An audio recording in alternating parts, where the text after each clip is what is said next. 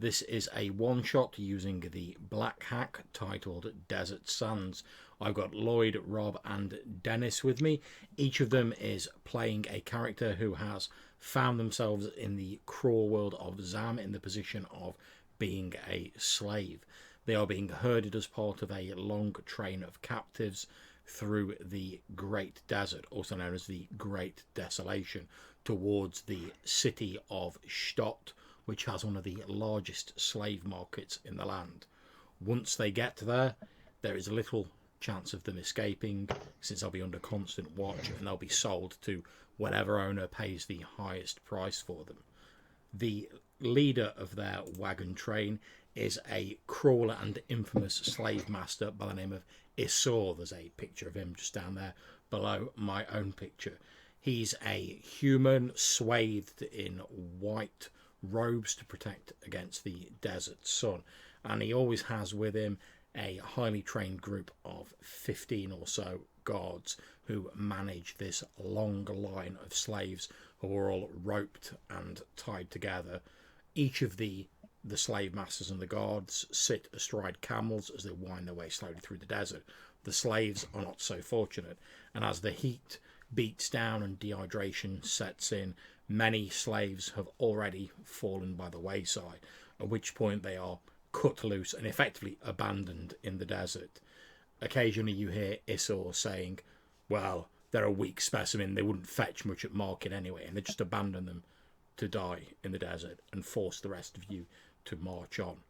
So before we go any further, I'm going to ask each of my players in turn to introduce their characters, say a bit about them, and also how did your character eventually end up being a slave on this wagon train. So I'm going to start off with Lloyd. Hi, I'm Lloyd. I'll be playing Forum Ashhammer. I am a dwarven cleric who has traveled the land seeking to do good the best he can. And on one said travel, he seemed to have accosted a bit of a fortune when his traveling companions died and he was to blame for their deaths. He had nothing to do with it and he was framed. However, he had no real defense, and as such, his punishment was to be sold into slavery and left for nothing. Now he's traveling along the road into so I cannot pronounce the name area, Shtot. hoping to find a way to free himself, head back, and clear his name. Okay, splendid. Thank you very much. We'll now move on to Rob. All right, I'm playing Doug, half-orc warrior. Uh, he can tolerate some slavery. I mean, not to himself, of course. But when he sees him being mistreated, he's got to step in. And he saw some slaves that were poorly guarded and being mistreated. And he stepped in and took out a few of the slave masters and wound up being basically on their shit list and getting captured a few days later and being made a slave himself. So revenge is large on his mind. Unsurprisingly, thank you very much. Then finally, last but not least, Dennis. Hello, I'm Dennis, and I'm playing Asaku, a tiefling conjurer. Basically, for him, it was wrong place, wrong time. Being a tiefling and the things that have gone on in the world, it's pretty easy to blame him for things that go wrong. And that's exactly what happened, and that's how he found himself taken prisoner and sold into slavery. Okay, thank you very much. So as we start the game, the three of you, by fortune, perhaps good, perhaps bad, you find yourselves adjacent to each other in this long line of people. Effectively, a rope runs around your wrists and then runs to the person behind you, and you're all chained together. There's about 25 slaves in all, and you're being forced to wind your way through this desert. The sun reflects harshly off the bleak, bleached white sands as you move. You've not had much time to talk to your fellow slaves during your travels, since any attempts at long conversation are viewed with suspicion by the guards, and they're not shy about inflicting violence on those in their charges, since they only actually need a small number of you to reach the destination unharmed or intact to make back the cost of this journey, since they're spending relatively little on food and water for you all. As you continue to move, after a couple of hours, again you feel a pull on the rope, and as you look back you see a young female human who is one of the slaves near the back of the line appears to have fallen in the sand. You can see from her drawn features, chapped lips, etc., that dehydration started to set in, and the sun has started to take its toll, and the oppressive heat of the sunlight reflecting from the desert. You're all pulled back slightly as she topples into the sand with a slide. You see one of the guards shouts, pulls his camel to a stop, slides down off the side of it. You see him pull a long flint knife from his belt. He sighs and starts walking back down the line of slaves towards the back, where this young woman is lying on her side in the sand, the ropes still around her wrists. As he's walking maybe past me, this guy headed for her, I'm going to say to him, "Telling her would be stupid." He leers at you slightly and then says, "Do you honestly think we'll get much money in Shtot for something in that state?" And he gestures with his knife towards this quite emaciated female figure, since you've been fairly poorly fed. You've basically been given the minimum food and water you need to survive. Some of the weaker members, as I say, have already fallen back and been abandoned a long while ago. A young female? Think what she would fetch if she were healthy. You're throwing away money. Okay, at this point, can I ask you to make me a charisma roll, please, Rob? So you need to roll a d20 and get below your charisma score. Right. I have a charisma of 6.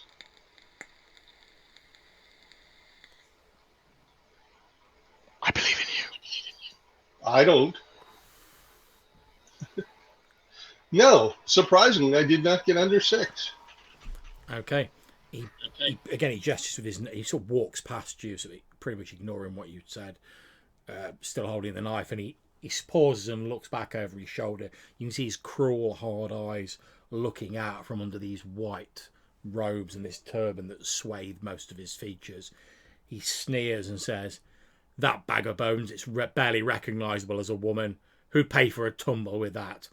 And you see he sort of hefts his knife a couple of times, testing the weight of it in his hands as he continues stalking towards the rear of the line. Idiot.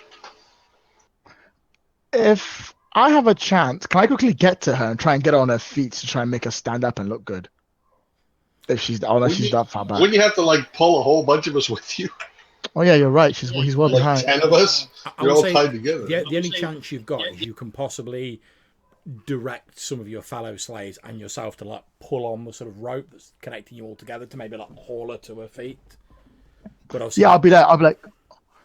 I'll try and do that. Okay, so what I'm going to ask you to do is I'm going to ask each of you to make me a strength roll. Yes. Nice stream time. Let me know if you succeed or fail. Failed. I rolled a 10. I made it. Succeed. Okay. So I go, come on, pull! Okay, although not all of the slaves are interested, and obviously Asako yourself, you're obviously a little bit more fatigued than the others. You don't really manage to contribute much to it. Between all of you, you're sort of just about able to haul this woman to her feet. You can see she's really unstable and shaky. Her head's hanging down.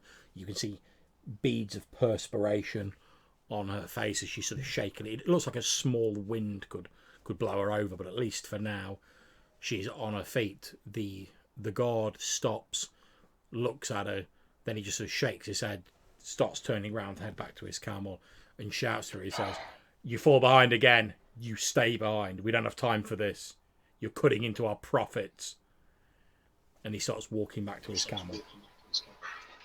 Okay, so how long have we been on this trek? You've been on this trek for about 5 days. All right, so it's fair to say we've had ample time to get an approximate count of the guards, where the supplies are kept, where weapons might be kept, things like that. Indeed, there are 15 guards, and there is, of course, the Isur, the slave master. Most of these supplies that were taken from you are on a couple of camels being led by two of the guards.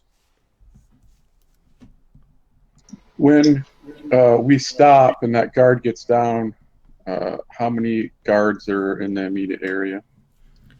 Okay, so you've basically, if you imagine you're in a straight line, you've basically got sort of half the guards on one side, half the guards on the other side, and the slave master is at the head of the line. And when that one stops and gets off his camel, what do the other guards do? Do they stop as well? Yeah, they do stop. A couple of them take out water skins from their saddlebags, have like a drink of water, etc. A couple of them check their equipment, check their reins, etc., their weapons. You hear Isur, the slave master, shout back. He's like, "What's the hold up?" At which point the guard says, "Nothing to worry about, boss. It's been dealt with. We can get moving again." And he says as he's like climbing up onto his own camel. Yeah, so when this happens, Asaku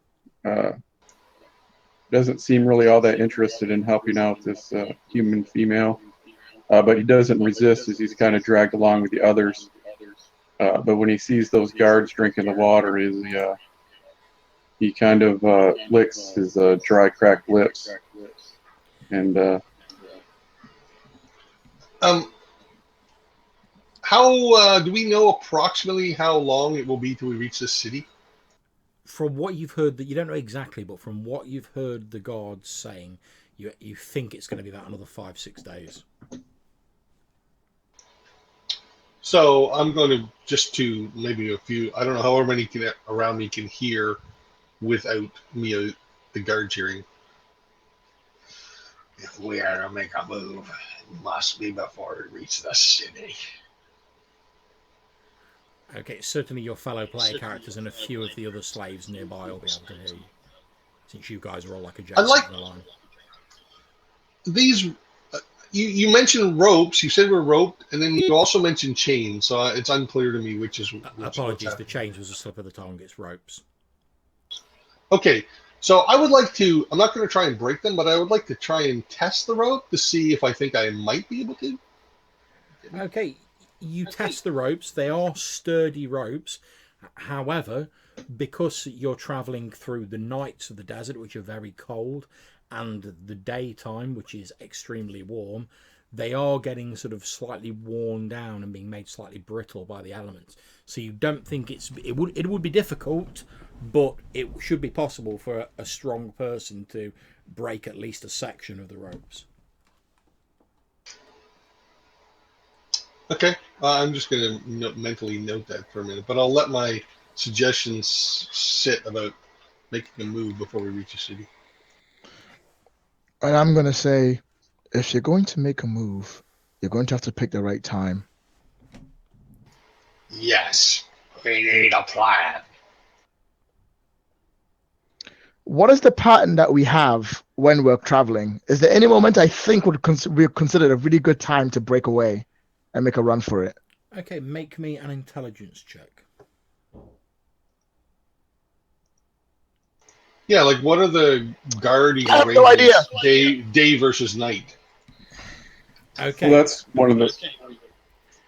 Basically, there's more guards watching you during the day, since that's when the majority of the train is moving. When it gets to night, because the temperatures get very cold, they normally try and make camp. They've got like hide tents in their saddlebags, etc. They normally try and find one of the small rocky outcroppings or the bones of one of the great beasts that litter this desert as a sort of windbreak, effectively.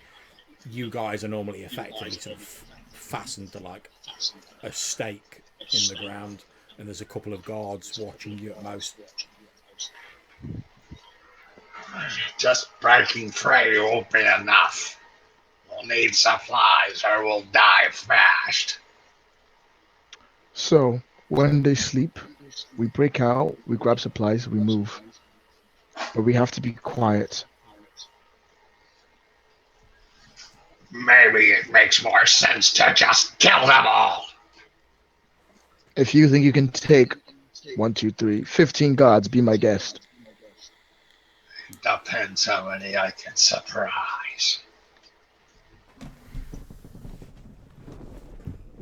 Okay, one of the other slaves who's next to you sort of gestures to you, Gug, and he's like, look, keep your voices down. If they hear what you're planning, you won't even get a chance.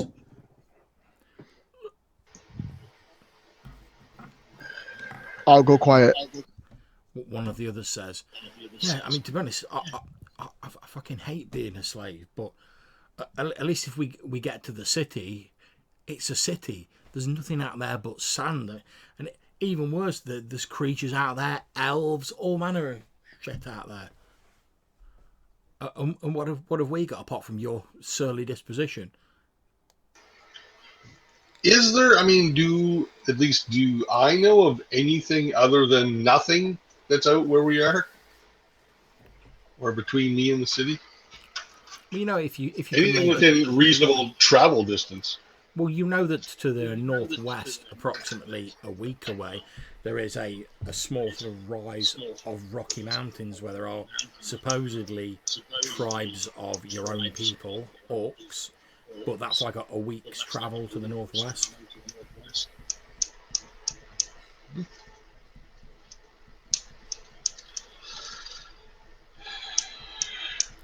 Maybe we should wait. This city, do we know anything about this city?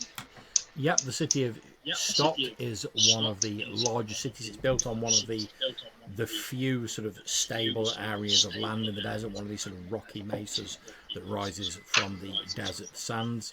It has underground springs there. It was an oasis before the city was built, although it's a very ancient city stemming back to the days just after the magical wars that devastated this world. It was one of the first to be rebuilt, and if rumour is to be believed, one of the few surviving sorcerer kings still rules the city.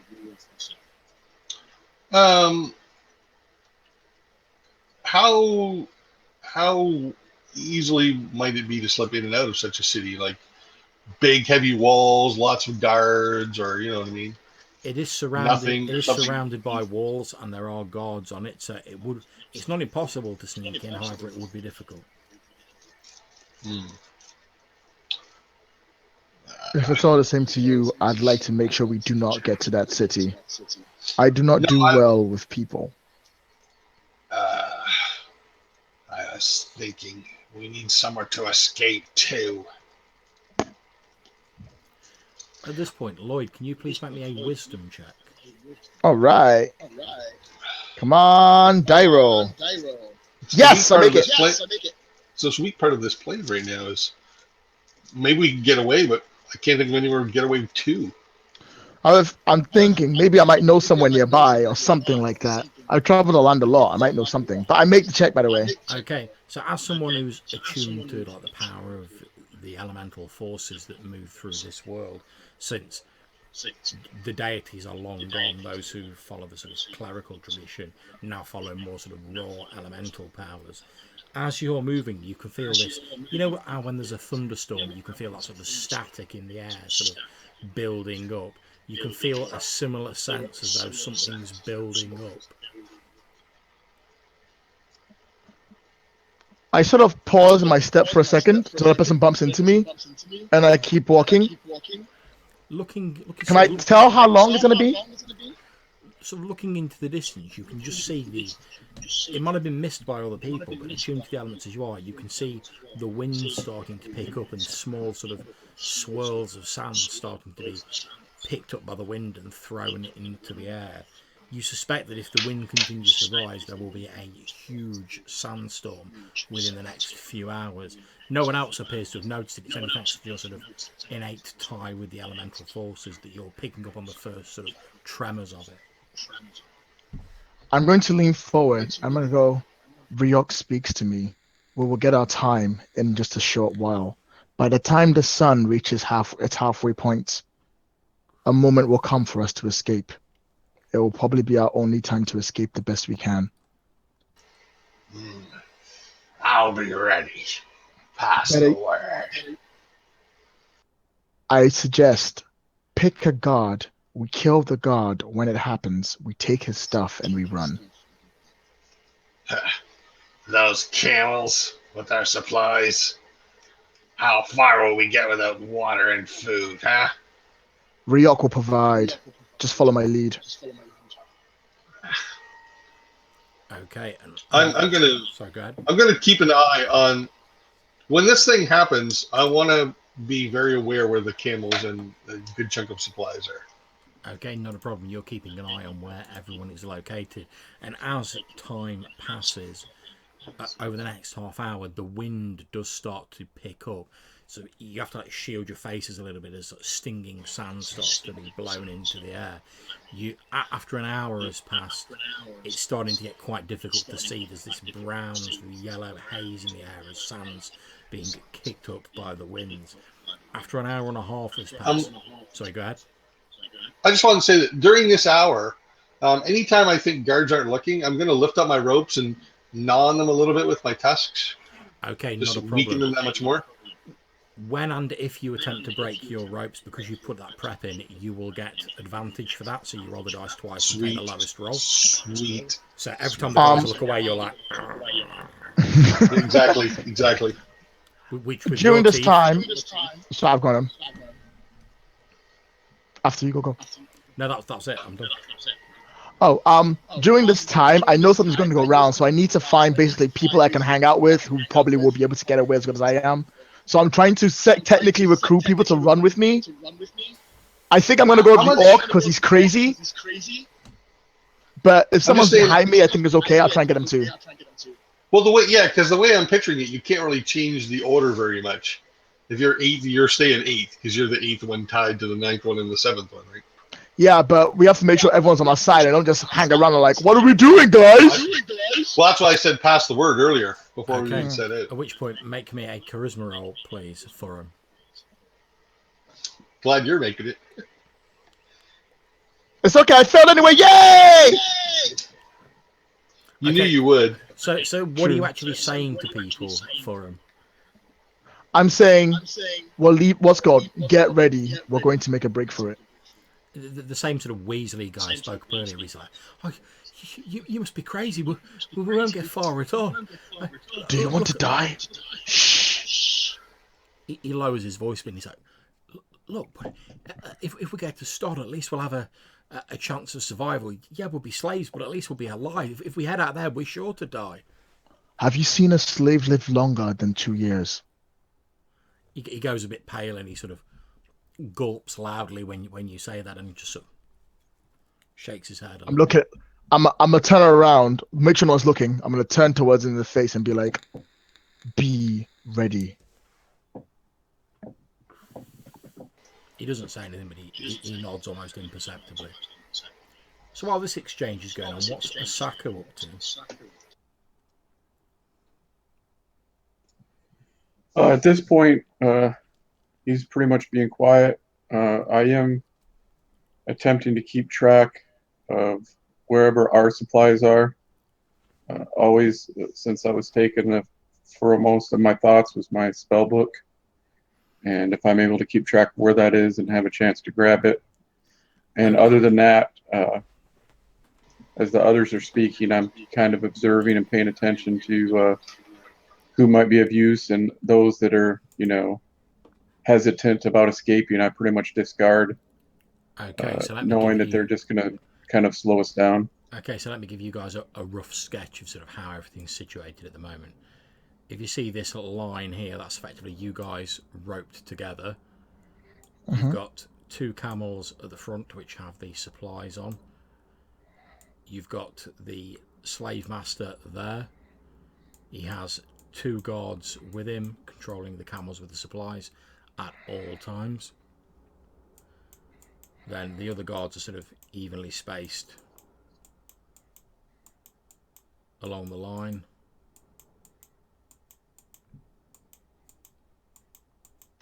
With one of I wonder if we could do a coordinated effort, like everybody on the rope, just run to one side and we'd knock them all down. We could have rope, just kind of grab close that like stuff and run. No, we're not going to get far tied together. Yeah. And even if we do, without supplies, we're dead in half a day. Okay, so as another half hour passes, it becomes abundantly clear that this sandstorm is imminent. Visibility is down to that. You can literally see almost as far as you can stretch your hand in front of you. Everything beyond that is a muddy brown blur. You hear from somewhere off in the sand further up the line, one of the guards shout, "We're going to have to look for shelter, sir. This sandstorm's setting in. There's no telling how long it'll last. I saw a rocky outcropping a short distance ahead of us. We should head for that, sir." You hear a murmured reply, although you can't quite make out what it is above the noise of the wind. And the guards nearest to you say, "Come on, you lot, get moving." I'd like to take this opportunity to try and snap my rope, but Okay. I don't want to be seen. But hopefully, with this extremely limited visibility, the chances are good. Indeed. Okay, make a strength roll. Don't forget you get advantage, so roll twice and pick the lowest. Yeah. Geez, good thing I had advantage too. Okay, so basically I mean, you sort of put your hands down and you snap it, but you like keep your hands together, so you're holding each end of the rope, so it looks to the casual observer like you're still tied together, but your rope is now broken. Now, I want to try and find the nearest guard, who can't see the next nearest guard. Okay. And with 5 feet of visibility, that hopefully isn't too hard. Yeah, you can... And then I'm going to go strangle him with the rope. Okay, no problem. Behind the throat, I'm trying to keep him silent, right? That's why I'm going for this kill. Okay, no problems. Make a strength roll. Okay, just a straight strength. You got it. Yeah, easily made it. Yeah, I got a 4. Okay, roll your damage. Okay, so, which I believe is this. Oh, I got max 8. Okay, not a problem. Would you care to narrate how you dispatch said guard? Okay, so in the storm, he's squinting and he's trying to see the people and he's trying to, sort of guide them. And I just come up behind him like, there's no way he hears me over the wind, and a rope goes around his neck and then I just set him into the sand, and I will take his weapons. Okay, not a problem. He has it's what's effectively a long sort of flint knife that's quite sharp on him. You can easily pocket that. As you've said, as you loop this rope around his neck, you can see him trying to cry out, but he's like... Okay, so I'm going to go up to Therum. I'm going to cut his ropes, and then I'm going to flip the knife and hand it to him handle first. Okay, no problem. You don't have to make a roll. I'm on it. And he passes you the knife. Right. I'm going to get to it, free as much as I can. More people free, the more chaos is going to be. Okay, now, obviously, since you're freeing other people, unlike Gug, who just freed himself, you don't have to make a roll to actually cut the rope. That's fine. The knife's quite sharp. If you want to do it without being spotted, you will have to make a roll. Oh boy, that's gonna be hard. Obviously, you're effectively walking down the line going like that, and although visibility is like low, should get an advantage in the storm. I would. Oh yeah, I'll certainly give you advantage. Yeah. Well, I have a 25% chance. I'm gonna seek out the next nearest guard. So. Okay, so it's going to be a dex roll. Oh boy, it's gonna be great. Roll twice. You got advantage. You got advantage. All right, let's roll it one by one for dramatic sake. First one is 8, fail. Second one, 16, double fail. Okay, so with that, I'm going to say you've still succeeded in like cutting them free, but as you obviously only done the sort of second like bit of the line, so sort of from there downwards, because obviously you're not going up to the front past where you are. But so just as you're cutting the last one free, you hear this, "Hey, stop him!" And can I immediately attack that guy? You can indeed. However, since they're now aware of what's going on, I'm going to ask you all to make initiative. And the way this works is you all make a dex roll. If you win, you go before the baddies. If you lose, you go after the baddies. Yeah. So am I cut free, or am I still tied up? You are cut free because you were behind Furum, so he's sort of walked down the line, and then this guard's like, Okay, I don't get to attack first, but can I say that I was at least near Therum, so I can try and, maybe shoulder some of the pain he might take? yeah, that's Be a absolutely blocker, fine. as it were. I Yeah. succeeded. Okay, so we've basically got the Saku going first, then the baddies, then Gug, and Then it Furum. just goes side to side. Okay, so Saku, you can see these guards at the rear of the line, the sort of 7 that are there, sort of running towards these now freed slaves, while the ones at the front, they're not joining the attack. They're basically moving around the slaves who are still hemmed together by the front half of the rope to make sure they don't escape as well. Plus, I got to imagine communication is probably not instant. I mean, it's exactly. Yeah, I mean, 50 even foot long though the guy train was and all obviously like shouting his hardest and pointing his finger, there's wind whistling everywhere. There's sand getting in everyone's faces. So you're not even sure the people at the front of the line have actually realised what's going on. But certainly the ones at the back have, if not due to his shout, due to the fact they've seen like Furum like dancing down the line, like slicing everyone free. Fucking no tact. No tact. Okay, so as you're sort of looking around Asako's, your bond's freed, you can see these 7 guards, the one at the back and the 3 on either side, rushing in. It looks as though they've got the drop on everyone else beside you. What do you want to do, Asako? Okay. This His is no instinct- time to be timid. Yeah, having Balls traveled, out. Balls out. his instinct, having traveled alone, is to just take off. But he knows alone out here in the desert, his chances aren't very good. So he changes his plan, and what he'll do with his hands free is his tail will whip behind him as he steps forward as these men charge, and he'll cast sleep. Okay. Nice. Not a problem. Very nice indeed. So would you like to roll me 4d6, please? Now, also, the way I understand spells work in this game is he makes a roll to see if the spell slot is consumed or not. That's correct. Not necessarily consumed, right? That's correct. Mhm. The spell always succeeds, but then you roll afterwards. 17. Okay, not a problem. Okay, in which case it is within your power to effectively put all the guards and the slave master to sleep, should you so wish. He's even within range of the slave master? Wow. Mm-hmm. Yeah, then that's what I would do is, like I said, is he thinks about cutting and running, and anybody that sees him would probably see that on his features, but then they would harden. I said earlier, he doesn't really have any compassion for these other slaves. He doesn't have anything to do with them. However, he has been ill-treated by the guards and holds some resentment, and he knows that if he just takes off, that his chances are nil. So he allows that anger to rise in him as he steps forward and snaps his tail and releases the spell, causing everyone in the area, these guards, to slumber. Okay, as you move forward, your tail's kicking up small plumes of the sand. You pick up a handful of the sand and cast it out. You can't help but be slightly amused by the fact that obviously the guards, when they took your spell books off yourself and Furum, they obviously assumed that they'd dealt with your magical business and that you were done without your book. However, you know, as a conjurer, that even without your book, you have a small number of spells that you can call on. However, since you've just cast that spell, you will need to make me an intelligence roll to see whether you expend the slot. Oh boy, okay, let's see.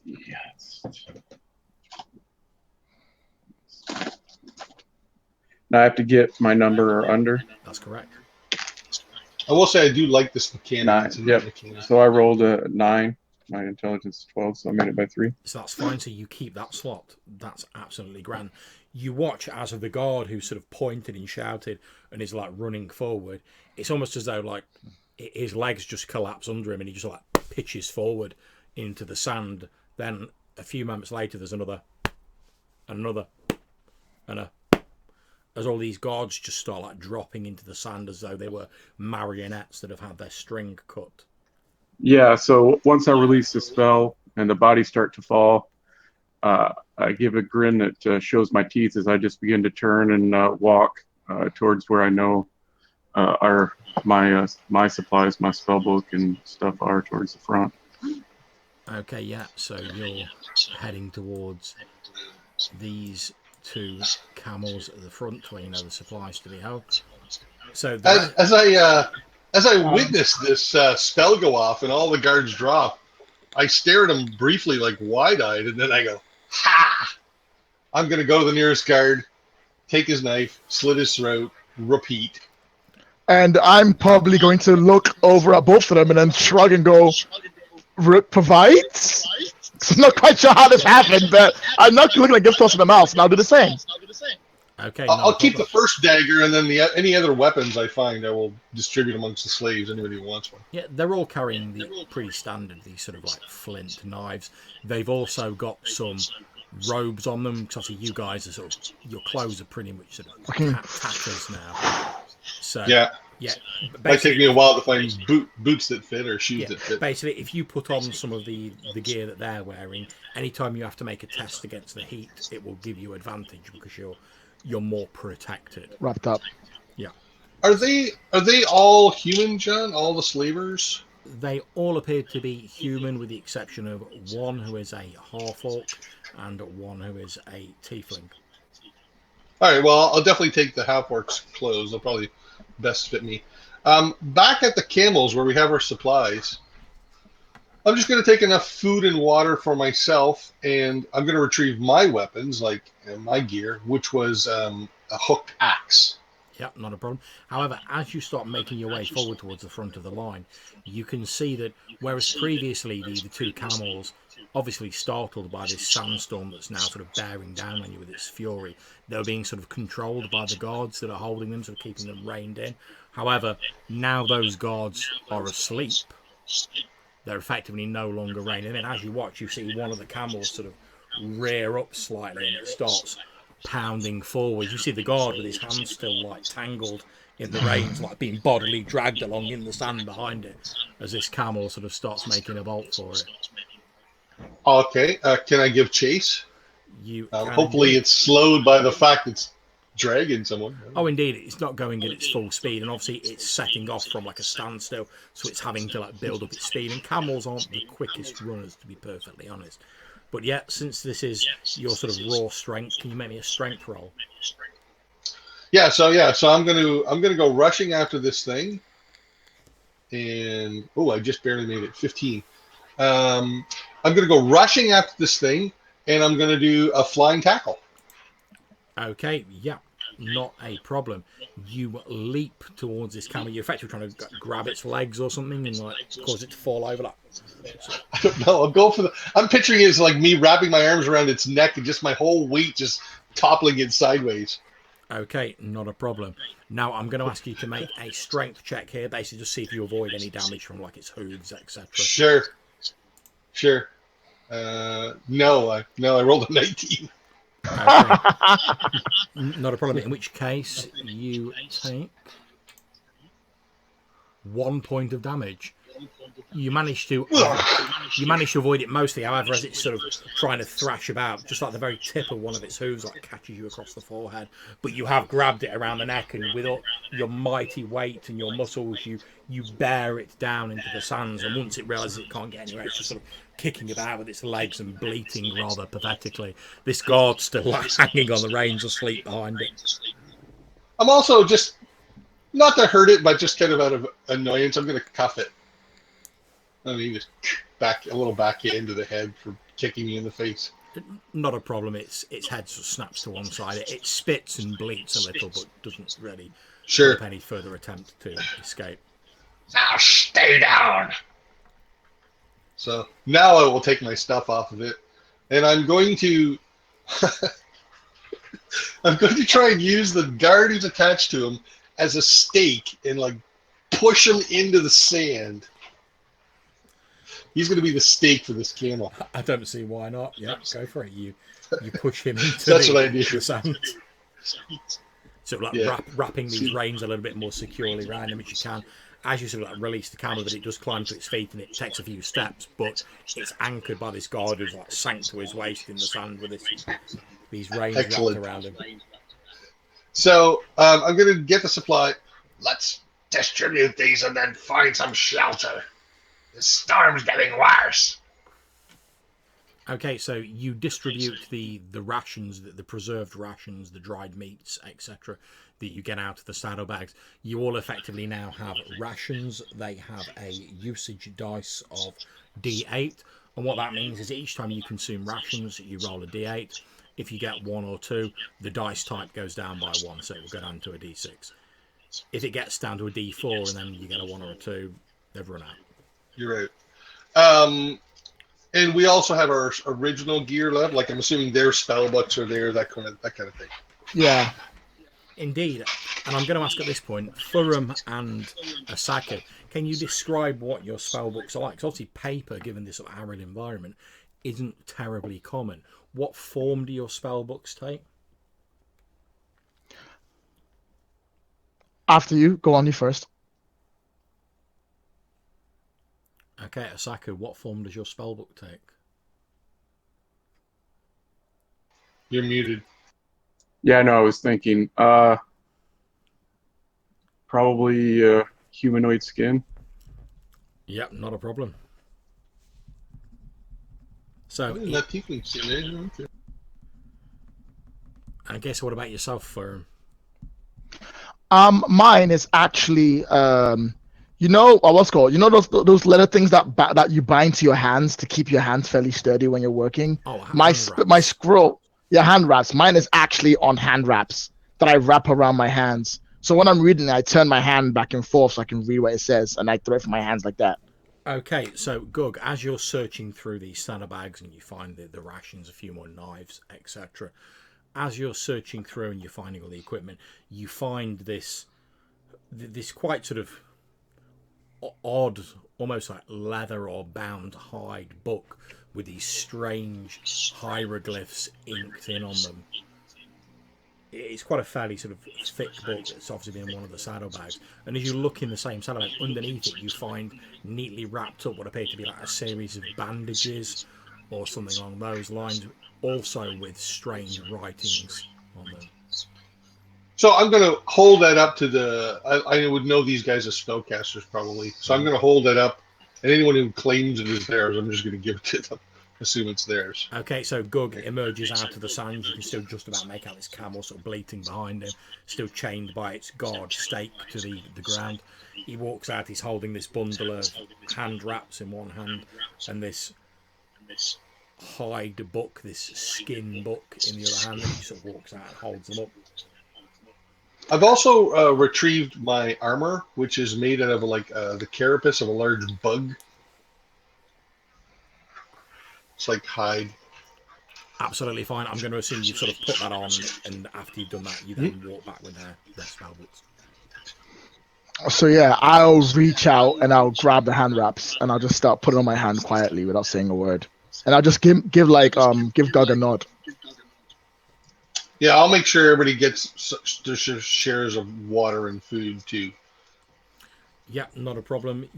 There's not really enough for like all of the slaves, since the guards are really only like concerned with themselves, and they obviously have been consuming the rations themselves. But True. Yeah, but there's at least 5 days worth of rations left for the yeah, guards. of course, yeah, So the guards won't need it now. very true. And if you guys want to like slit the throats of all the guards, you can do. I did. Yeah. I did happily. That's absolutely fine. I will also go in there and grab my equipment. I don't have any like armor because I wear robes because I don't believe in traveling because it's quite hot and I do a lot of traveling. But I do have this very fine looking hide shield, and I have this like sort of like bone maul that I wore like one hand. Okay, not a problem. That's actually on the other camel. However, given that everyone's asleep and now been gutted, it's not a problem to walk over to the other camel and like grab that shit off it. Excellent. So whoop, get my stuff. Let's take it to my back. The caravan master, was he carrying anything extra? I'm assuming that there is an economy in this world, and so some of them may have had money. I'm going to take that money. I'm not greedy, but it takes money to live, and I will distribute the money equally amongst those who helped in the fight. Okay, there. As you get to the slave master, now have you guys slit the slave master's throat? Entirely up to you guys. I didn't Yeah, get a chance to get up there, but I'm assuming he has. Yeah, good. That's yeah, absolutely yeah. fine. You've slit his throat. As you're rifling through his personage, you find a small sort of hide pouch attached to his belt, and it has 30 of these ceramic coins in. You can distribute them however you see fit. Yeah, well, as I said, anyone who participated in the fight is going to get an equal share. If you So, were just a mewling coward, you're not getting any money. so You can have food and water, it's but no mainly money. you three. So I'll say you have like 10 coins each, effectively. I'll take that. However, Now, does he have any gear that's worthwhile? I'm sorry, you finished. and I was going to say, as Interrupted. you're searching, you also find what appears to be it looks like a long tube that's been made out of the sort of bone of some sort of large creature, and there's like there's like an ornate lid, screw top on one end, and there's a wax seal on the other end of it. I look at it. Yeah. As you hold it I up, offer to Theron. okay, as you hold it up and you sort of pass it out, you can feel it rattling slightly, like there's something inside it. I shake it a little bit like a kid with a Christmas present. Yeah, it rattles. Yeah. I hand it to Theron. I'll take a look. Sort of like stare at it all the way around. Shake it as well a little bit and listen to what's inside. You can feel there's something fairly sort of weighty inside it, and as you shake it and you sort of bring it close to your head, you can hear a slight sort of what sounds almost like hissing sound from inside it.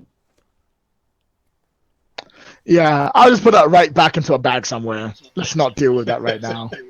I'm not about to, I don't know what the freaking hell is in there. Okay, not a problem. You hear a ticking sound. The sandstorm All right, is at now this in point, full force. sorry. The sandstorm is now in Yeah. full force. Vision is down to almost nothing. I mean, you guys were right because you're like very close to each other. A number of the other slaves have sort of scattered and are sort of running it out. So I'm going to look at Theron, seeing as he, at least to me, seems to have some sort of connection with nature. Where's the nearest shelter?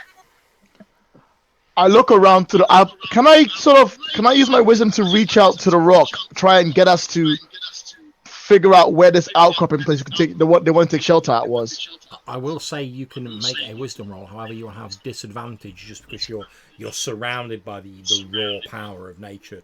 So it's quite difficult to like zone in on a particular area. But you can certainly make the attempt. I'll give it a shot anyway. Is there some kind of aid another thing in this game? There's not Can't really do it either way. There's not really. However, I would say just for sake of argument, if you aid another person, you effectively give them like a -2 to their roll. That's pretty good. Yeah, so that's what I was going to do. Unfortunately, I have disadvantage. I can't tell by the way it is. Okay, so when you try and sort of open yourself up to like the elemental fly with the forces around you, it's almost like the sandstorm is someone like bashing a huge drum right next to your head, and you're trying to listen to someone playing a tiny flute stood about a mile behind them.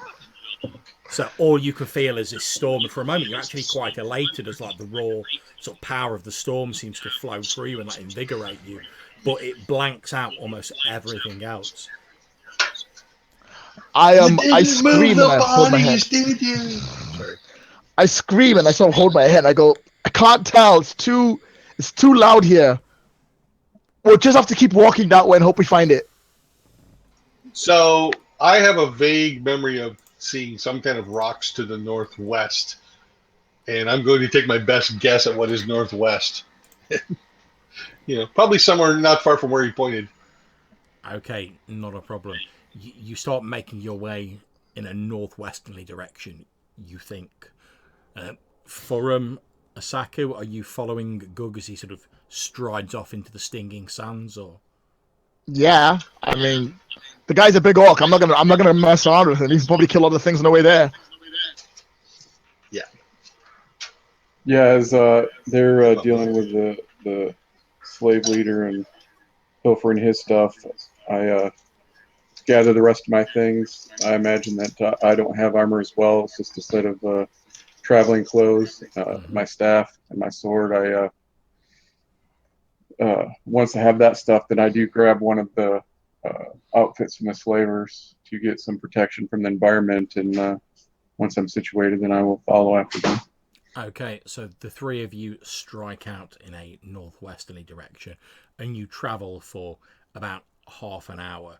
It's getting very difficult now. The sand is stinking your faces and what exposed skin there is. I'm going to ask each of you to make me a strength roll. However, because you are swathed by your clothing, you do get the advantage, each of you. Woo! Thank God for that.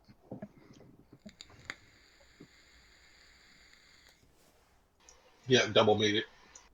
Same here. Yep, I made it. Okay, not a problem. You can feel these stinging sands sort of beating against the outside of the wrappings that you're wearing. You know, you've pulled up the front to like cover your face, etc. You're pretty sure that were you not protected by these clothes, this stinging sand will be sort of flensing your skin from your muscles and maybe even from your bones, and it seems to be getting worse as you're travelling. However, as you get towards the end of this half hour, just in the distance, about maybe another half hour's travel, you can just about make out the dark shape of a rocky outcropping through this brown, murky haze of the sandstorm. Now, we made it. How about the rest of our traveling companions, other than us three? A number of them have sort of scattered off into the desert, sort of getting lost or taking their own way in the sandstorm. However, there are 6 of the slaves who are still with you. All right. Well, if possible, we'll take a camel too. I don't know if that's possible. We can Yeah, that's lead, absolutely drag fine. a You can have a camel. Yeah. Okay. Yeah, and we'll plod on. Yeah. Well, let's see if we can find a place to shelter against it. Okay, so can you all make me another strength check, please, as you soldier on for another half hour? Oops. I'll roll it again. And I make it. Oh, I needed the advantage that time. Made it. Okay. Asaku? Is there any significance to rolling ones? No, it's just a success. Okay. Okay, the sandstorm is getting much worse now. You hear one of the 6 slaves who's following you. He lets out a scream and he falls down in the sand. You can see there's that deep... He's obviously not protected himself quite as well as you guys with your clothing. You see there's like deep cuts and some abrasions on his face where this sand's just swirling around him. I'll say to him, keep going. You see him... We're not slavers. He lifts up a shaking hand. You can see there's like blood all over his face and his arms. And he's like... I can't If you want to survive, keep going. I'll say to him. I can't go any further. Hurts too much. I'll leave it to God. I will kneel down beside him. I will wait until the others have passed into view. I will snap his neck and take his supplies. Okay, not a problem. As he's sort of trying to like crawl forward, you wait until everyone else has gone out of sight and disappeared into the sand, and then with a you snap his neck. Okay. Yeah, no, I get no pleasure out of it. No joy. I'm just being pragmatic. Yep. How is Fulrum reacting to this? He waits till I'm gone. I'm going to wait till he comes back. Right, but I assume that you have an idea of what's happening, and I'll just kind of observe you to see what effects that has on you happen to leave someone behind. So when I come back, he was too far gone. I'm going to sort of stop in my feet and look up at him. And be like, then why didn't you let me take care of him? Then why didn't you let me take care of him? We've no time. If you want to survive, keep moving. I'm going to keep walking. As he walks, I'm just going to stare daggers in his back, but I'm not going to say anything. So there's 5 Make a glower attack left. There are 5 of the other slaves and yourselves. Are there any right now that are obviously struggling? there's at least two of them who they're not quite as bad as the fellow who sort of dropped to the ground. However, they do appear to be struggling. They're people who were feeling the effects of the dehydration and the malnourishment a little more than yourselves, and they're slowly starting to. They're still moving, but they're starting to fall a little bit further back.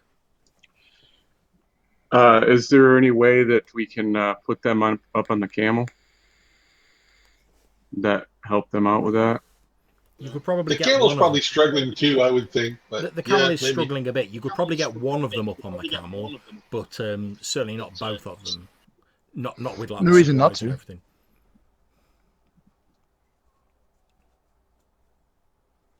So if you want, you can put one. Being of them up on the pragmatic, camel. the camel's more valuable than one of them. Just saying. Yeah, whichever one just looks the worst, it would slow us down the most. I'll put up on the camel. Not much further. Okay, not a problem. Keep moving. As one of the two slaves starts to collapse, Asako, you basically like scoop him up and like plop him on top of the camel. He smiles like weakly at you, but whatever he tries to sort of whisper to you in thanks is snatched away by the howling winds and the sand around you, and the camel and yourselves continue to plod on. At the end of your half hour's travel, and it's still stinging you slightly, although it's not causing you any actual damage, you can see this dark, rocky outcropping rising from the desert. It appears to be one of the many like rocky mesas that sort of sporadically dot the Great Desolation as the desert's known. And as you get closer to it, and you can see it a bit clearly through the haze of sand, you can see what appears to be a single sort of dark entrance way to it, like a natural fissure or cavern heading into the rock. Yeah, I'm marching, steady steps, marching towards it. Okay. Keep moving, keep moving. Okay, not a problem. Can you all make me another strength check? The final one you need to make before you get into the shelter of this rocky outcropping. You still have advantage. All right. I would, yep. I would also like to, in an intimidating kind of way, maybe bolster anyone who's flagging. Keep moving. Yep, not a problem. None of them seem to want to risk your anger. So even the one who's at the back, who's struggling a bit, tries to keep plodding on and struggling through the sands. And they're also obviously bolstered by the fact they can see sort of shelter almost within reach, effectively. Did everyone pass their strength checks? Yep. Yep. I'm going to make sure I'm the first one in case there's something in there. I'm going to have my hand on my weapon hilt anyway. Okay, not a problem. So, just to give you a quick sketch, if this is the sort of outskirts of this rocky mesa, the tunnel leads in here into what appears to be a sort of large-ish cavern.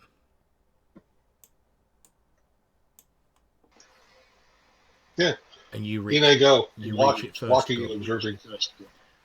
Yeah, I'm going to slow my pace to half though once I get to the entrance.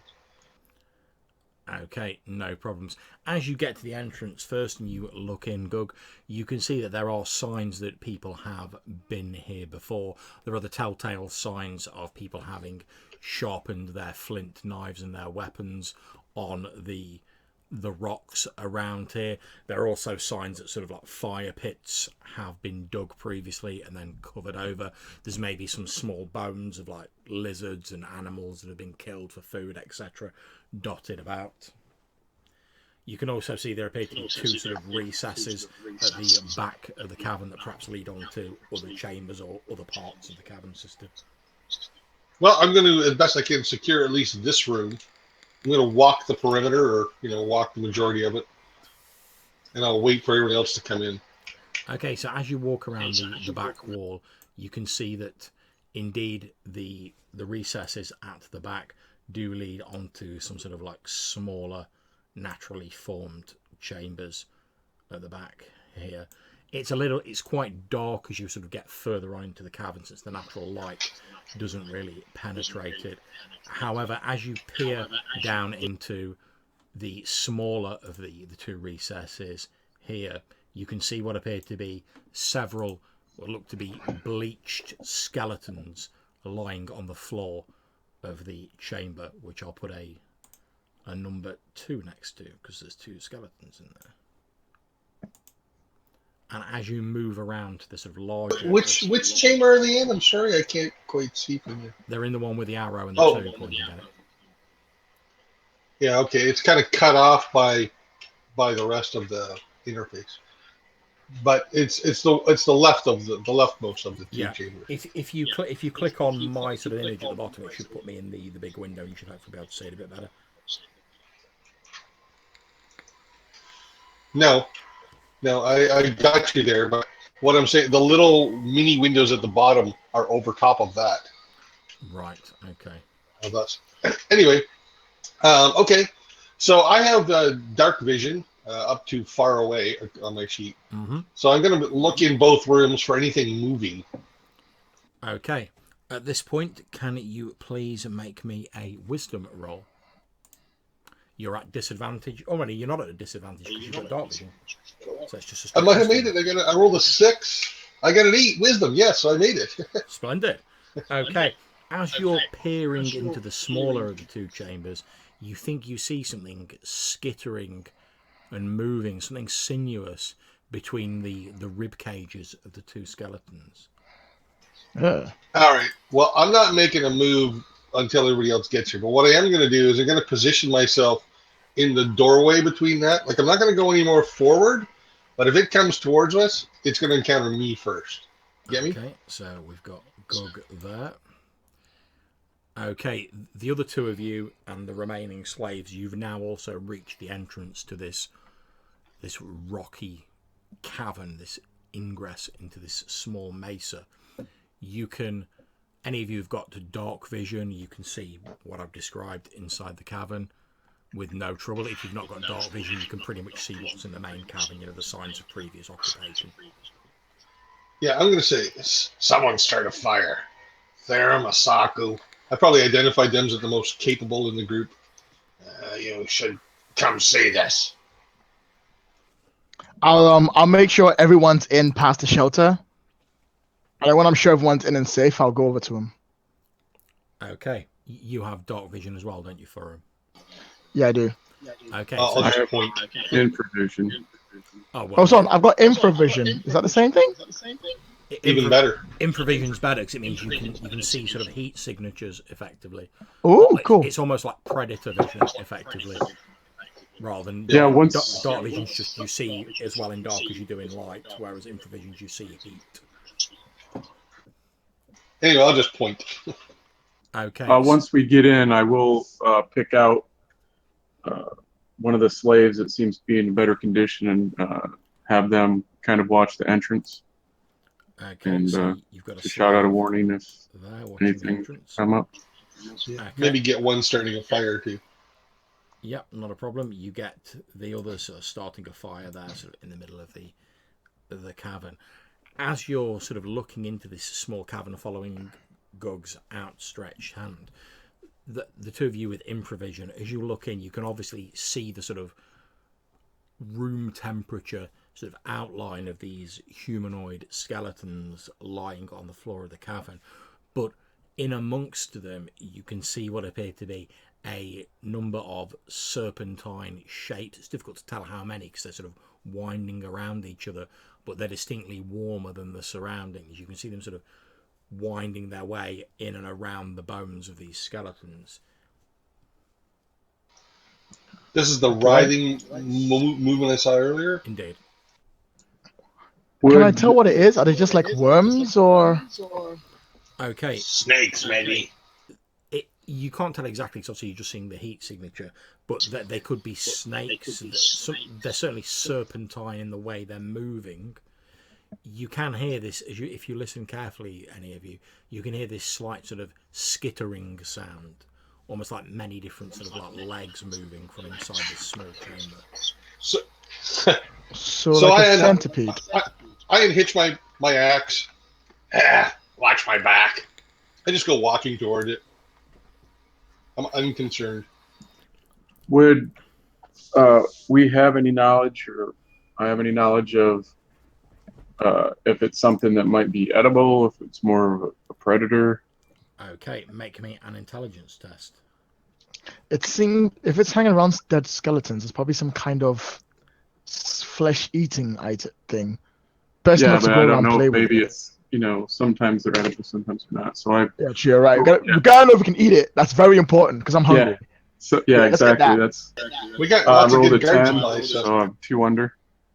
Okay, you know that there are certain species of large centipedes in the desert, and they are edible once you've detached like the stinger, which is extremely poisonous and venomous. They tend to incapacitate their prey using their stinger.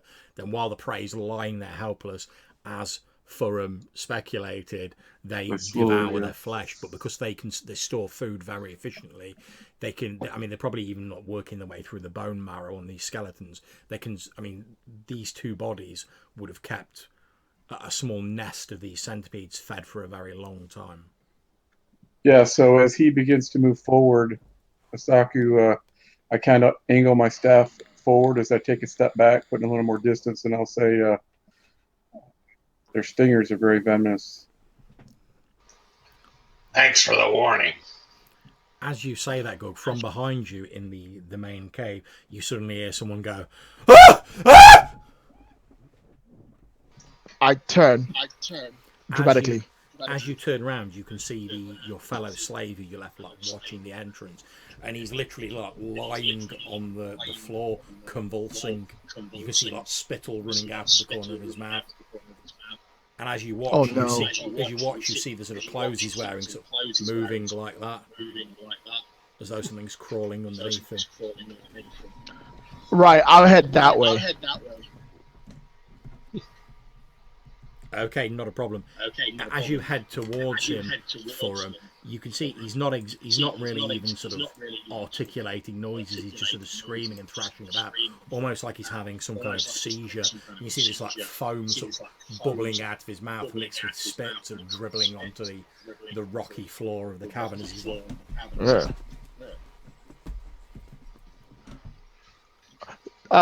Does he look like he's too far gone? There's nothing I can do about him, or is he just gonna be paralyzed for a while? I tell you what, why don't you roll me a d6, Lloyd? Roll you a what?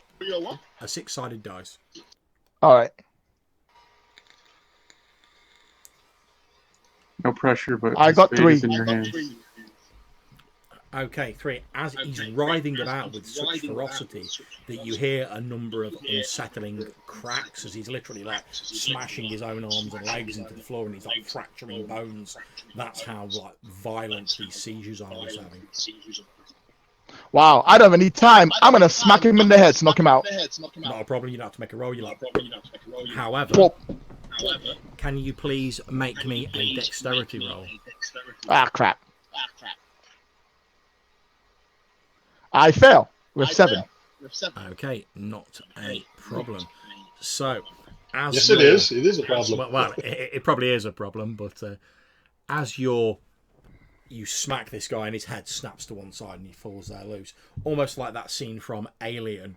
Literally, his clothing bursts open and this chitinous centipede with these 2 like pincers on the front of it bursts out, sort of literally like lunging straight towards you. It's got hundreds of little legs sort of flaming through the air as it like launches itself with a violent muscle motion towards you. Okay, can you please make me a constitution check? Is it poisonous or paralyzing? It is poisonous. I get advantage on those. I hope I roll well better than last time. Come on, up! I fail. Okay, roll me a d6. 5. Okay, not a problem. This thing latches onto you and you sort of fall backwards. And as you do, you can feel sort of like the muscles on the side of your face twitching, and then your face slowly sort of droops down on one side as you seem to like lose the ability to move, almost like you had some sort of stroke or seizure. However, you are still conscious, and you basically got your hands around this thing now. But like I say, half your face and like a good part of your body, well, your face feels like paralyzed down one side, but your body just feels stiff down your right hand side. You can still move your arms, but effectively you are now disfigured. Your charisma is reduced to 4. Okie doke. Can I take a moment to grab it and just smack it into the ground till it stops doing that? Till it stops moving? Yeah, not a problem. It seems that its main sort of benefit is surprise once it's actually discovered, because it's used to like attacking prey that's already paralyzed. It's not particularly combat capable, so you literally start smash it into the floor, and it's like explodes in this sort of shower of ichor and guts. And oddly enough, quite a bit of water actually leaks out of it. Obviously, it must store water somewhere in its body. Oh. I will probably lean on the wall and like go grab a fire, grab a fire, look some more. Okay, so as Furum turns around and he says it, you can see that like half his face appears to be like paralyzed. And there's like a bit of drool running out the corner of it. He's like sort of hanging down expression that his voice has a strange sort of strangled quality to it, like this. And you see this splat on the floor next to him. Yeah, seeing the one slave down and seeing him disfigured, the thought of like food becomes low priority, and I'm going to turn to that nest and shoot a fireball at it. Okay, well, you stop preparing your fireball. However, Gug, you were striding forward into the nest. You've got your weapon. Yeah, so I said to him, watch my back. And then next thing he does is turns around and takes off. So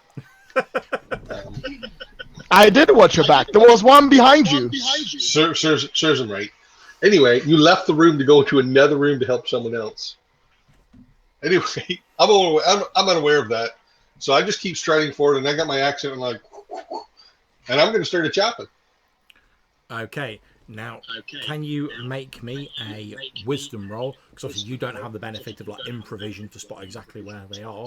So this is to see whether you can sort of like track down exactly where they are. I do have dark vision though. Oh yeah, it's basically because they're sort of hiding amongst the bones in the body. They normally hide until they wait and jump out. Well, okay, I wouldn't have marched towards them if I couldn't have seen them. Oh no, you basically just stood at the entrance sort of like, with your weapon ready. Okay, you peer right, in. but then you said I looked in and I saw some wiggling, so I was moving towards the wiggling. Okay, not a problem. You start moving towards the wiggling. Can you please make me a dex roll? Dex roll, yeah, okay. Yeah, I rolled a natural 1. So. Okay, as you get close to one of these bodies, again, one of these centipedes with a muscular spasm propels itself outwards and sort of leaps towards you. Literally, you spot it coming towards you. You can duck out of the way. You can chop it in half with your weapon, whatever you want to do. Yeah, so out comes the weapon now, and if there's multiple ones, I'm gonna be swinging at all of them. Okay. There's the one leaping towards you, which you can take out if you wish, and you can see there's like another one sort of slowly rising out of the dead bodies behind you, well, sort of further into the cavern. Okay, so I get 5 attacks, so I will attack. How is the 2 hit determined here? Basically, it's just a strength check. Okay, so that would be a miss and a miss. 2 17s again. Not used to hoping for love. That's a hit. Okay, so one of them's dead. You've got 2 more rolls. Okay, right on. And a miss and a hit. Okay, not a problem. Describe how you take out these 2 giant centipedes. So I'm coming in like this, and they're quicker than I think. So I'm missing and I'm missing, and then finally chop, and then I pick it up, and there's ichor still dripping of it. Slaying, chop.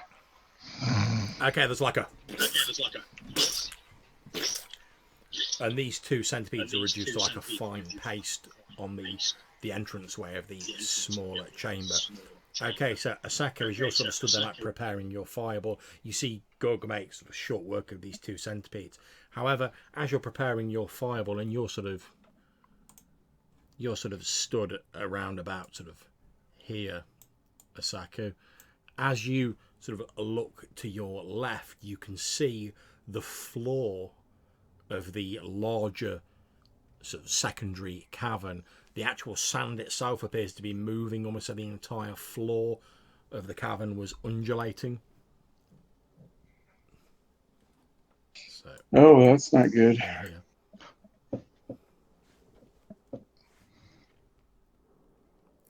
And how close is that to where I'm at? It's nearby.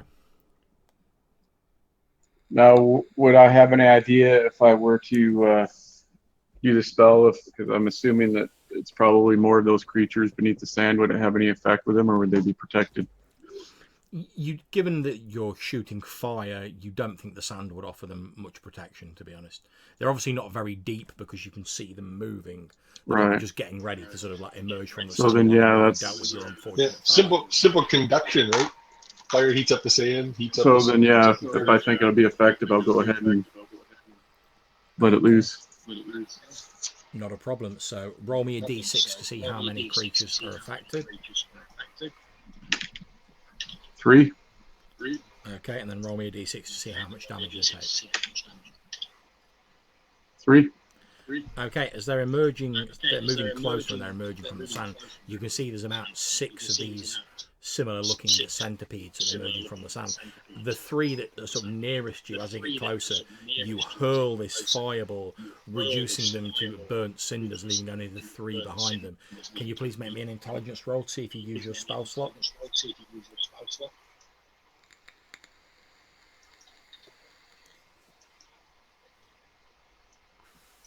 I made a roll of a 5 out of 12. Not a problem. You don't expend the slot.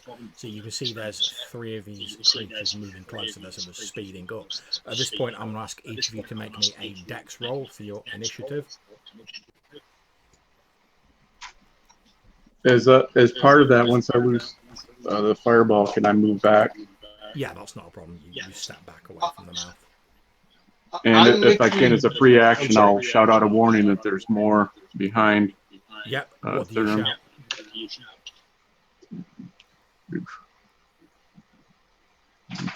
Missed it by 1. Okay. So what do you shout to the others, Asako, since you've still got a chance to shout? Need. Asako? Yeah. What are you shouting to the others? Because you've still got a chance to shout. Yeah, I just shout out that there's more beneath the sand after I release the fireball and begin moving back from them. Okay, so the rest of you guys, you hear this like as Asako unleashes this fireball, and from it like a waft of hot air gusts into the main cavern. You hear this like of escaping sort of gases and fluids as 3 of these things are reduced to cinders. Then Asako shouts out, "There's more of them." Okay, Lloyd, how did you do on your roll? I failed. Okay, Gug, how did you do? Well, I'm just a little unclear on what I'm making a dex roll for, because as far as I know, I'm in the southern room fighting centipedes. It's for initiative. Yeah, initiative. I thought it was already in combat, that's all. Oh no, Okay, so you've dealt with the 2 who were in your cavern. Okay, so I made it. I got a 7. That's Okay, not a problem. So you hear Asako shout that there's more of them in the cavern just as he's unleashed this fireball. And as you look across, you can see these 3 large centipedes undulating their way out of the larger cavern. Yeah, I'm rushing and swinging. Go for it. Ah! All right. Let's see. Oh, Christ. Natural 20 is no good. 3 hits. Okay, not a problem. Roll your damage.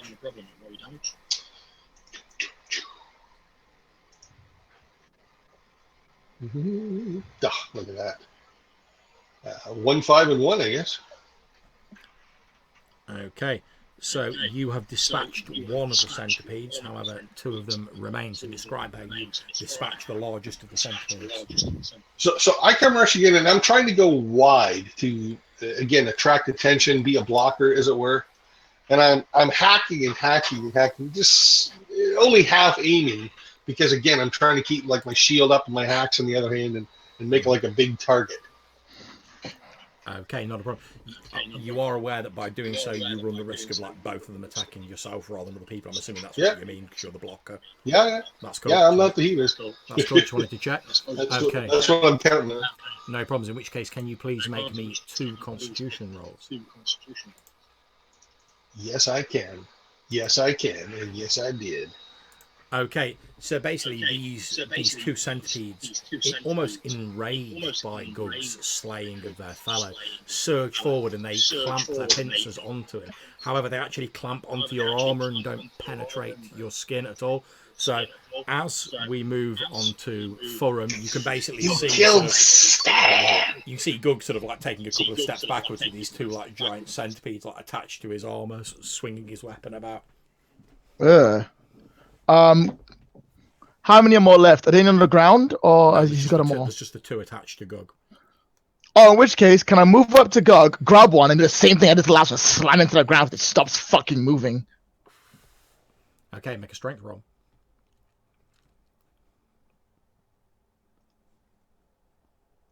You really want to pass this? I got exactly my strength number. Does that mean I made it? That means you succeeded. Okay. So roll your damage. Excellent. I believe it's 1d6, right? I think. Figure it later. 4. Okay, no problem. Describe how you detach one of these centipedes and dispatch it. So he's done the things on his chest, and I'm like half my face is down. So I have the shield holding out half my face. I haven't drawn my weapon yet, so I reach out, grabbing it. I pull it off. I just slam it into the wall over and over and over again until the water seeps out. And I slam it one more time for good measure, and I chuck it on the ground into the fire. It lies on the it lies in the fire. You can see it's still twitching a bit, but then there's a sort of like hissing noise as it slowly sort of like curls in on itself as the fire causes it to contract and reduce to a blistered cinder. Okay, Asako, you can still see that Gug's still got one of these like things attached to the front of him. So yeah, I'll kind of circle around to get a better vantage point, and I'll say, "Stand fast, do not move." And I make a motion with my hand and release a magic missile at it. Okay, not a problem. Roll 5d4.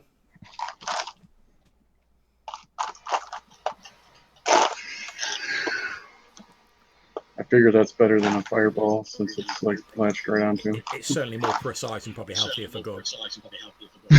Hey, Gug, hold still! Oh, ooh, nice. So 8, 12, 15, Yeah, smoking, 18. holds up a thumb, still smoke pouring. So 18. Okay, so what I'm going to say for cinematic effects is, as you say, sort of hold still. Gug actually sort of like throws this, sort of grabs the centipede and like throws it off him. It sort of sails through the air until it's about a foot away from him. You point your finger at it, Asako, and just this bolt of mystical energy just like smashes into it, reducing it to little more than a smoking bit of meat that falls to the ground, twitches for a few moments. Hold up my shield to block the flying goo. Indeed. You all hold your breath for a few moments and sort of look around, half expecting more of these centipedes to burst out of the floor around you. But after a few moments, everything seems quiet. Actually, as soon as I can, Asaku's not taking any chances. I'm going to cast invisibility on myself. Okay, not a problem. Well, first of all, make me an intelligence roll for the magic missile, see if you use your slot up. 5, yep, made it. Okay, not a problem. And you cast invisibility on yourself. So, as far as the rest of you are concerned, Asako just like steps into a patch of shadow and just like, poof, he's gone. What happened to you? Don't ask. Stupid blighting. You're almost as ugly as I am. No, you have that honor. I'm gonna walk up to the guys. I agree. I'll walk up to the slaves, make sure all of them are okay, and then check that guy I knocked out. Okay, the guy you have knocked out appears to be dead. Obviously, the poison. I sort of sigh and work. Yeah, nothing I can do about that. I sort of sigh and look at him, and I sort of like roll him to the outside. Don't let his water go to waste. I won't. Okay, that's not a problem. The remaining 4 slaves, one is still sort of like on the camel, and the other 3 are sort of huddled close around this fire they've started up, hoping maybe the heat will like keep this thing away. Although they do fairly look like they almost like shit themselves when one of these things got hurled into the fire. I'm going to sit beside them. I'm going to wipe any ichor off my axe into the sand. I'll be sitting cross-legged, and I'm going to just haul out some rations we got off the guards and hoe into them. Okay, yeah, not a problem. At this point, you probably all are getting hungry, so I'd ask, can you all please roll your usage dice for your rations? If you get anything but a 1 or 2, you're fine. I'm all good. Okay, so I'm down to a D6 now. Yep. That's probably because I ate double. Probably because I ate double rations. Well, you were exerting yourself quite a bit. Before I take the time to eat, while my spell's still going, I'm just going to do a quick recon of the caves one more time.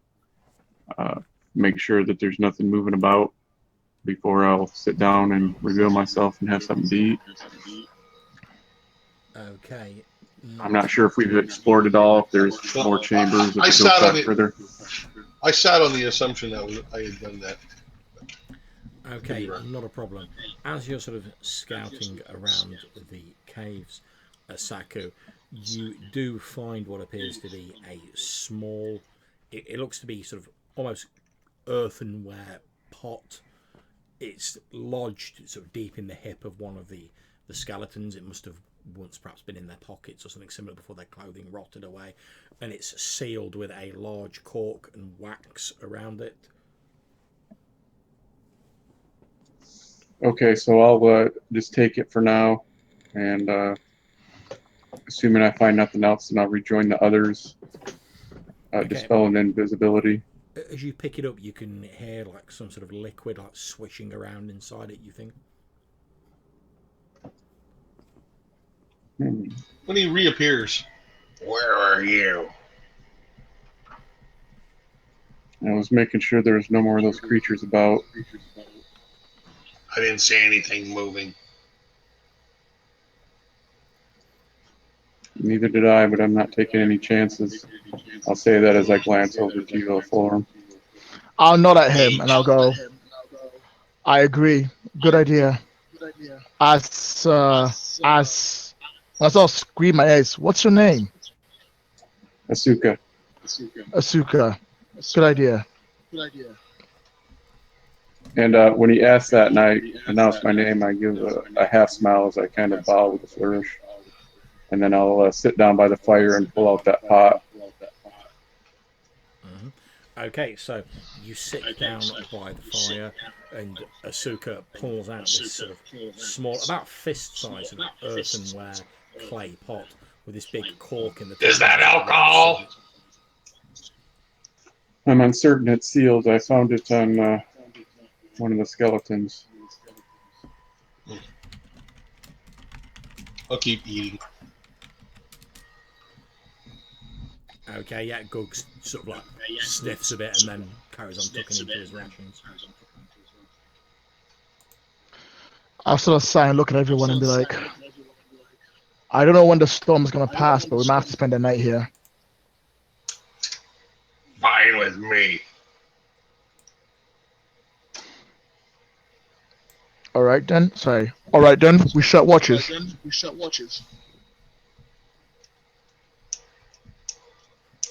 A couple of the slaves nod like between mouthfuls of their sort of dried jerky rations.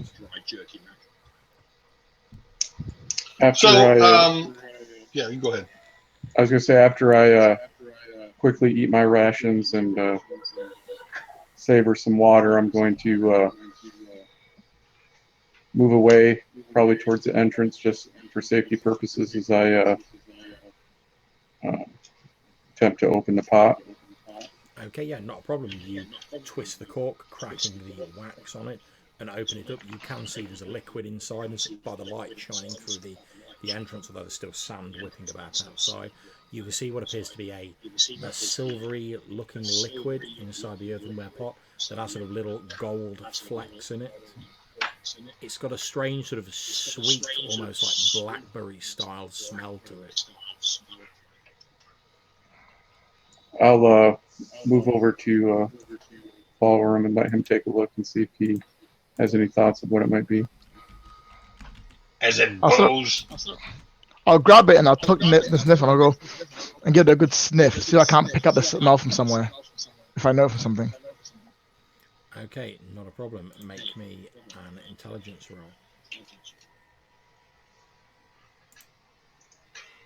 Nope, I have no idea what it is.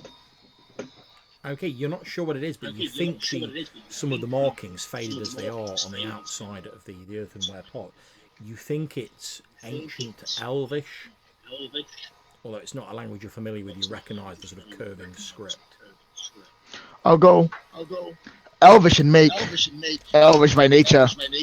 Do with that what you will, and I'll pass it back to him. Can I go ahead Elvish and drink sucks. cast read language magic to see if I can discern what's the writing is? Maybe it identifies the contents. Okay, yeah, not a problem. You cast your spell over it, so make an intelligence roll to see if you lose the slot.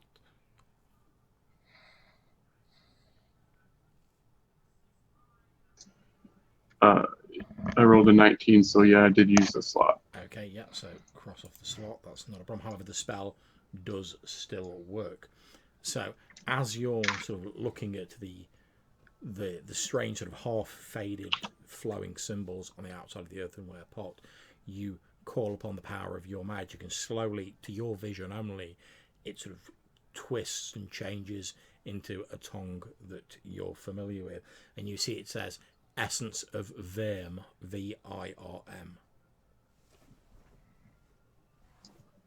And is that anything I recognize?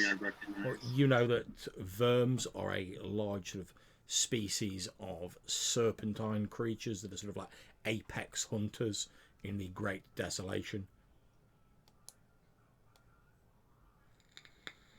So it's likely some kind of like venom or poison, maybe, Perhaps. or maybe an antidote. I'll once I gain that information, I'll share it with Fulrum and see if he has any thoughts. Verum. Essence of Verum. It could be something that helps you stay up later, travel a bit harder. Some of the things that it would make, but I wouldn't be sure unless you have someone who's an expert at it. Okay. We can take a look in the morning, see if any more. So, since the two of you are looking at this and sort of pooling your knowledge, I'm going to allow one of you, it's up to you who, to make an intelligence roll with a -2 bonus. I'll leave it down to you guys which one wants to do it. Do you want to go, Wicked? Asuka? Sure. No pressure. So -2, so that would be 5. Yep, I made it. Okay, you know that these verm or sand dragons, as they're sometimes called, that, as I said, they're the apex hunters of the Great Desolation. However, because they spend a lot of the time burrowing below the sand, they don't really use their vision much. They're effectively blind.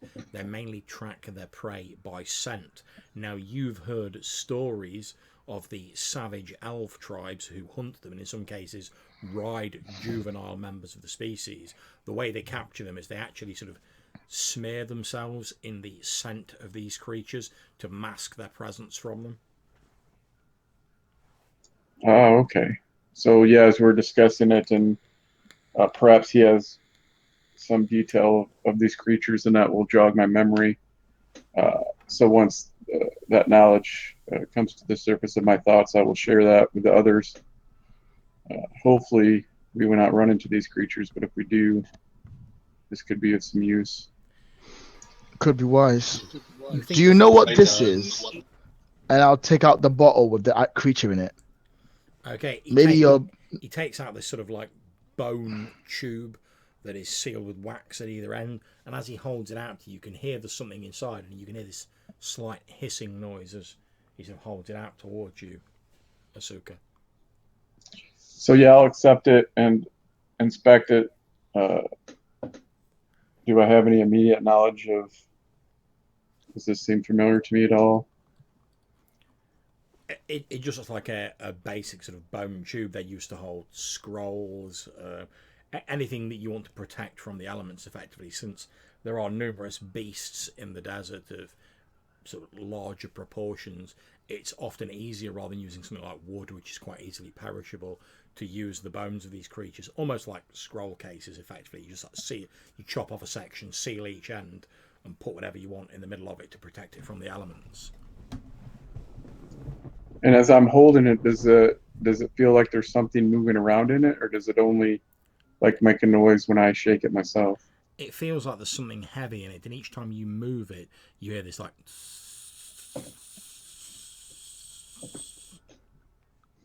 But if I just hold it across my palm, I don't like necessarily feel any movement.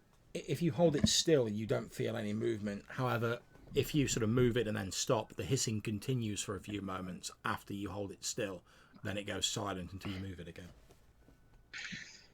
again. Well, his curiosity is piqued. So again, he'll kind of move away from the others just in case it's something disastrous. He'll, of course, close up that other container and hand that over to Fullerum as I'll go over and attempt to open this tube. Okay, not a problem. As you open the tube, can you please make me a dexterity roll? Oh, that's always what you want to hear when you Open the tube. Opening something. Oh boy, Dex is so not my strong suit. 5. Oh, yeah, I made it. Okay, not a problem. As you open this tube, you gain the impression that there's some sort of like hide scroll like rolled tightly up inside.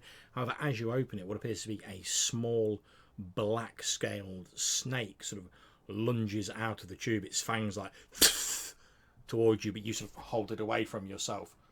It misses you by about an inch. You can almost like smell its breath as its fangs sort of clack about an inch away from your face, and then the snake sort of whips back into this tube.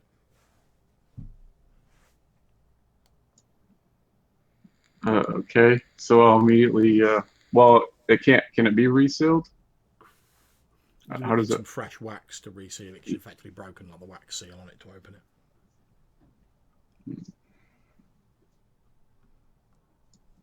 But I can close it. I would just have to like kind of hold it closed. You close it. You just have to like hold it shut. Is there a scroll? Can he take the scroll out first, though? Or he could take the scroll out, but he would have to like reach in a little. Oh, you said there's a scroll in there too? Yeah. Oh boy. But basically, the snake seemed to have been like in the middle of the scroll, and you'd have to like reach in to get the scroll. But obviously, as you open it, the snake was like, and then disappeared back in. So you could try and reach in, but you'd obviously have to be quick because you run the risk of the snake getting you, as you like have to reach in slightly to whip this scroll out. I could think of other solutions. Doug can't, but I can. Yeah, if it was anything other than a scroll and potentially something magic, you would probably not attempt it, but he pretty much would have to use the scroll. The scroll's made of leather, right? Maybe. We don't know. Some sort we of have to see it first. I think he said it was, vellum hide. Okay, yeah. So, fill the tube with water. Yeah, but that might erase the writing on it. What's the writing made of? Yeah, I mean, he's not going to really have time to really think. He's going to just have that moment. And just bring it back. I'll get out. I mean, you have to tell me first, though. Well, throw the snake on the ground. Not the safest thing, but his instinct would just be to grab it. Go for it. Yeah. So I need to do another dex save. That's correct. Or dex check. Yep. 2, yes, you made it. Okay, no problem. Again, as you sort of reach in for the scroll, this snake again leaps out at you, but you whip the scroll out quickly and like slam the lid back on it as this snake sort of slithers back into the tube. You can still feel it like rattling around a little bit inside the tube. You basically have to like drop the scroll on the floor next to you because you're like holding the lid onto this tube as this snake's like. Yeah, and it was very an instinctual thing. Like, you know, he has this, you know, this natural curiosity, this ambition for power, and he doesn't even think. He just grabs it, and as soon as he does, it slaps it down. narrowly avoiding the snake again, it kind of hits him what he just did, and he kind of lets out a curse as his adrenaline is pumping, and he'll head back to the others and say, can one of you hold this? I would suggest not opening it. There's some kind of serpent inside. Oh, good point. I'm gonna take some cloth and I'll wrap it around it, make sure it's nice and tight, and I'll put it away. Yeah, not a problem. And then I'll You return bind to it up. retrieve the item I pulled out of it. Okay, not a problem. You pull this scroll out, and you can see written on it in a sort of script that you're familiar with appears to be the procedure for casting two spells. It would appear that like this is effectively the slave master's like travel spell book, for want of a better term, or at least a couple of spells he wanted to keep handy. You pore over it for a bit, and after a while you manage to determine that one of the spells appears to be for communicating with people who have died or have passed on. The other appears to be one for communing with the elemental forces themselves. They seem to be a slightly different style of magic to the magic that you use, Asaku. Right, yeah, so seeing this, still having that thrill of excitement, especially with that risk he took, the adrenaline still going through him, he'll very excitedly, his tail curling and whipping behind him, he'll return to the others and present it to Fulham. Okay, you can see it's a scroll with the spell Speak with Dead and with the spell Commune written on it. I look up at both of them. I look down. I go, "This he what's It looks like the spy master. What the hell is I going with spy master? It looks like the slave master himself, maybe. What's got another worshipper of spirits themselves. This is to mostly talk to them and to speak to those who are dead." As he's saying this, Asuka, it does occur to you that the way the serpent inside this tube behaved was like extremely odd and not sort of typical of how like a snake would behave. So perhaps it was some form of enchantment or some creature that was enchanted specifically to guard this scroll if any sort of one tried to steal it.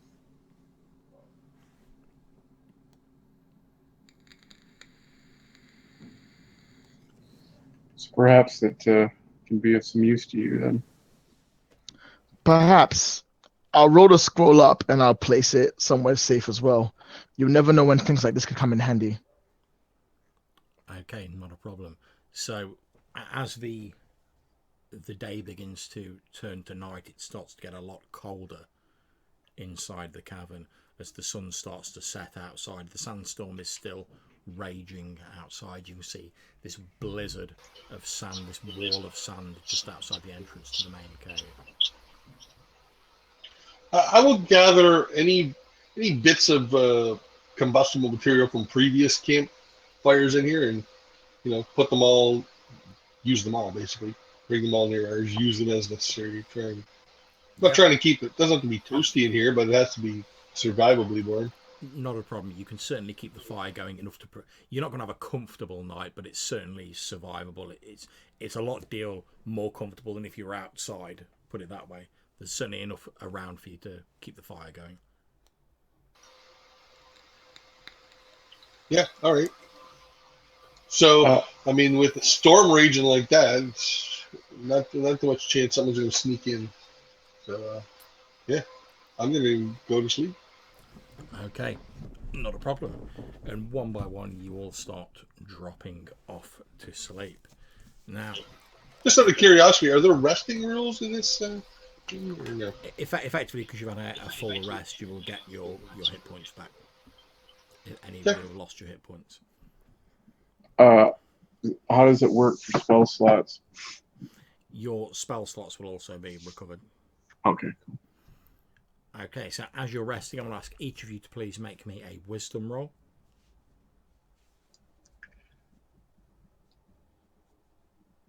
Let me know if you succeed. You're less. Come on, baby. Oh, a 2. I succeed. Yeah, I knew it. Okay.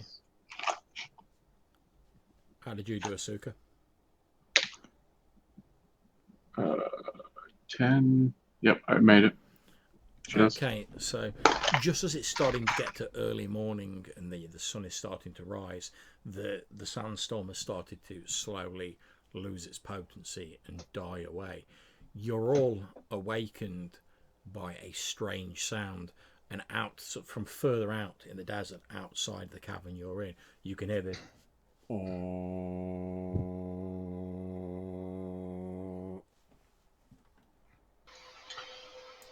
I'm assuming it's not a natural sound. Someone blowing a horn. Do I know that sound or what it might signify or who might be blowing it? Is this like an elven thing or? Okay, make me an intelligence roll. Not likely, but nope. I shrug. I look at Therum. Any idea who that is? Friend or foe? Am I still disfigured for a while, or is that like permanent? That's permanent. Okay, fair enough. Yeah. That's. We'll talk about that real after. I'll get up and I'll be like, I don't know. I've never heard such a thing. I sort of lean towards the door and take a look. Okay, make me an intelligence roll.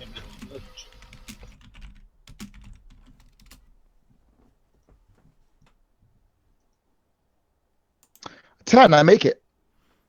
Okay, you have heard that the sort of savage elves that live in the desert and sort of move around in roaming tribes have become adapted to their environment, and they have these long, sort of drawn out, droning cries that they use to communicate with each other over extremely long distances. I'll turn back to the guys. Could be elves. Friend or foe? They're elves. Doesn't matter. Let's avoid them. Yes. Let's avoid them if we can. It's easier that way. Okay, as you've moved a bit closer to the entrance for them, you can see that the sandstorm has almost entirely died away now. And as you look across the bleached white expanse of the desert, you can just about make out, sort of in the far distance, what appear to be a number of tiny figures. They don't appear to be approaching the cavern. They're sort of moving like perpendicular to it, but they appear to be moving like extremely rapidly. So they're obviously running, but they're moving extremely quickly across the desert sands. Are they heading in our direction? No, they appear to be sort of moving sort of perpendicular with the cavern. They look like they're running from something. Or running to something? I'd rather not find out. I'm gonna look in the direction they're running from and see if I can see any signs of disturbance in the sand or whatever, and any indication. You look in the distance and you can see that a large patch of sand, like behind them, that they appear to be moving directly away from. The sand appears to be sort of blooming upwards, as though something was like rising up from underneath the sand. Worms! Wonderful. I look around like, anyone know what to do about worms? I want to look around the interior of this cavern wall, and where the rock meets the ground. Like, is it in the upper half of a hemisphere, or is it in the lower half of a hemisphere? Do you know what I'm saying? Like, does the ground start to get closer together, or is it still getting farther together? The walls, rather, getting closer together, farther together by the time it meets the ground. Am I making sense? Closer. Okay, excellent. So that means I can stand on rock. That's correct. Well, that's what I'm going to do. I'm going to move into the cavern and stand on rock. I don't want to be standing on sand. I know these things can move through sand and not rock. That's my ability. I advise we wait here until it passes. If Probably you're going best. out there, leave your rations behind. Okay, It's probably best we to do. So I follow think the- on. We have that essence. But it only works for one of us, right? There's enough to completely like lather over one person. You could stretch it between the three of you, but it might be less potent because you wouldn't have as much to sort of slather onto yourselves. So let's not take any chances. Let's keep find it higher handy. ground and stay there. Yeah, just keep it handy. We'll Right, save it well- for if we need it. Which is exactly what I've done. Okay. Inside the cavern itself. Any of you who are choosing to look out of the entrance, you see what appears to be this large draconic beast, sort of dull white sandy scales, sightless white eyes rise up out from under the sand. However, Asuka and Forum, one thing that strikes you as odd, as it moves and as the light sort of catches its scales, you can see that on some of its scales it appears to have like symbols almost like branded into its scales. You're not sure what the symbols mean, but it just strikes you as odd that obviously someone's like branded one of these beasts. And it begins, as it emerges, sort of slithering out of the sands, it begins snaking its legless way after these fleeing savage elf tribesmen. And it travels a good space of about sort of 50 yards in almost no time at all. But then it's as though it sort of hits an invisible wall and it just stops and begins. You can see it sort of like moving around, sort of angrily, as though it wants to go after these elves, but something's stopping it from moving any further. And the elves. By any chance? Sorry, go ahead. I was going to say, by any chance, when it hits this invisible barrier, do those markings flare up or change in any way? They do indeed. The markings actually change, so they alter to slightly different letters. You don't know what the letters are because you don't speak the script, but they do obviously twist and change. And it's obvious from the way they change that it's not a natural brand, it's something magical. You see this thing sort of hissing angrily, and it lets out like a echoing roar that echoes across the expanse of the desert, and it swishes around angrily for a few moments before slowly sort of turning around, and it starts sort of slithering back into the sands and burrowing down, heading back in the direction that it came from. What do the elves do? Are they still running? The elves, yeah, they've slowed their pace a bit, but they're still heading away from it. They obviously appear to be aware that the thing can't follow them anymore, but you see, as you can see them a bit more clearly now, you can see a couple of them have got sort of like wounds on them, and they don't appear terribly desirous to like go back and tangle with this thing.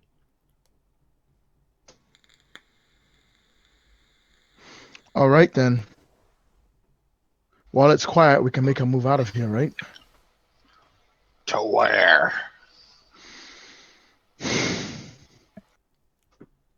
We were 6 days away from the city. Maybe we can find a way to get back to that track. There must have been a path the slave master was following. There's some half-orc lands the same day's travel as well. If it's all the same to you, I'm not very keen on going to orc lands. Half-orc lands. And in the city, we might be sought as wanted escaped slaves. There, no one will care. Does not seem likely that anyone in the city would know unless one of us were to speak of it. Yeah, very well. And then I'll glance to the other slaves. If some of the other slaves were captured, that could be a problem. I'll Not that worried travel with with you as Stanson. far as the city. You notice a couple of the slaves sort of go a little bit pale as you sort of say that and like turn to look at them, Asuka.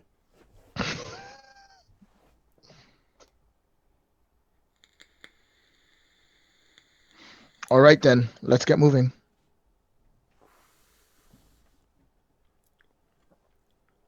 Okay. You leave through the main entrance / exit from this cavern.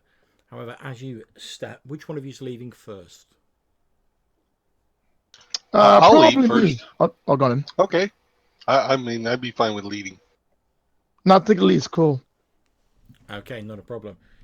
Gug, as you leave this cave mouth first, obviously now that the sandstorm has disappeared, you can see this rocky mesa, this outcropping that you've been sheltered in, a lot more clearly, and you notice that the outside of this rocky mesa, whereas previously you just took it to be a simple cave, it actually is quite smooth and sort of rounded, as though it's been sort of sculpted. Someone lived here once. I look up. Once. Okay, can all three of you please make me intelligence checks? Failed. Failed. Asuka? I made it. Okay, so whilst Furum and Gug are having this discussion about someone perhaps living here previously, you sort of tilt your head to one side, Asuka, and as you look at it, the way it's sort of curved and where the cavern mouth is situated, it almost looks as though the cavern is actually like the top of an enormous stone head, and the cavern you've been resting in is like one of the eyes that's just sort of the eye sockets that's just above the surface of the sand. If you see what I mean, it's sort of that part of the head sort of sticking out, and you've been sort of in the eye socket of it. So as I notice this, I'll take another step back, and I'll reach out and grab Fulham by the shoulder and kind of pull him back with me and point up to it. I think we were in an eye socket. Oh. Huh. Now sort of like try and circle around it a bit more, try and catch the whole head. Then where's the mouth? You think as you circle around and you look at it, that basically all but one sort of like diagonal corner of this head are like buried under the sand. But now that Asuka's pointed out, it does look very much like part of a giant stone buried head. I'll circle around it. Is there like another entrance somewhere? You circle around it, and when you get to what you think maybe where like the ear would be on a head, you can actually see that you see the very tip of the ear poking out. It's possible if you dug down that might be another entrance to it. I sort of nod quietly and I'll come back to the guys and be like, yes, you're right. It is a head. Probably buried. No idea what it is Can you make or me, why it was so big. as you think about that, can you make me an intelligence roll, please, for him? Oh, okay. Or given that what it is, you can possibly use a wisdom roll if you prefer. Either way, I make it. Okay, you do remember hearing some ancient legends of sort of giants that used to inhabit these deserts in sort of bygone days. They were very closely connected with the elements. That's why you've probably heard of them. And there are legends that when they died, rather than rotting and decaying like most species did, they actually sort of froze immobile and like became unliving stone. I'll share the story with everyone.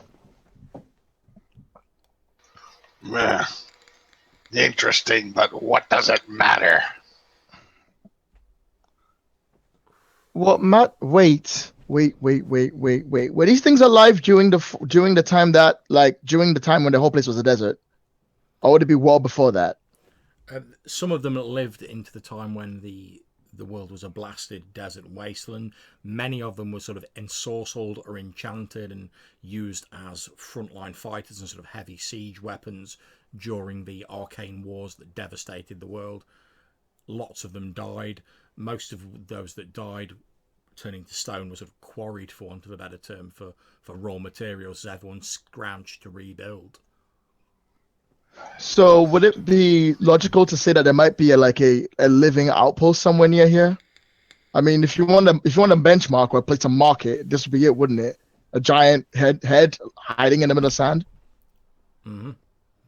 It's possible, although the giants naturally tended to be fairly sort of solitary or like in small family groups. They only really came together, like say, when they were ensorcelled and used as sort of living siege weapons during the arcane wars that devastated the world. Fair enough. So I'll sort of go. There could be some kind of outpost somewhere near here, some place for shelter that isn't the city. But I'm Perhaps you not could sure. ask it. Perhaps Ask we could what? ask it.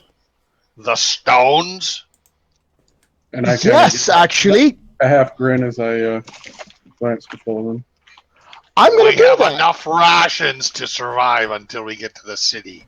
We won't if we dick around. John, is it possible to speak with Dead of the Stone? You cast the spell. Are you casting the spell? I'll give it a shot. I'll be like, give me 1 minute, and I'll cast the spell. Presumes it had to be alive at some point. So make a wisdom roll to see if you expend one of your spell slots.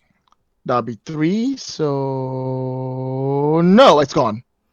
Okay, not a problem.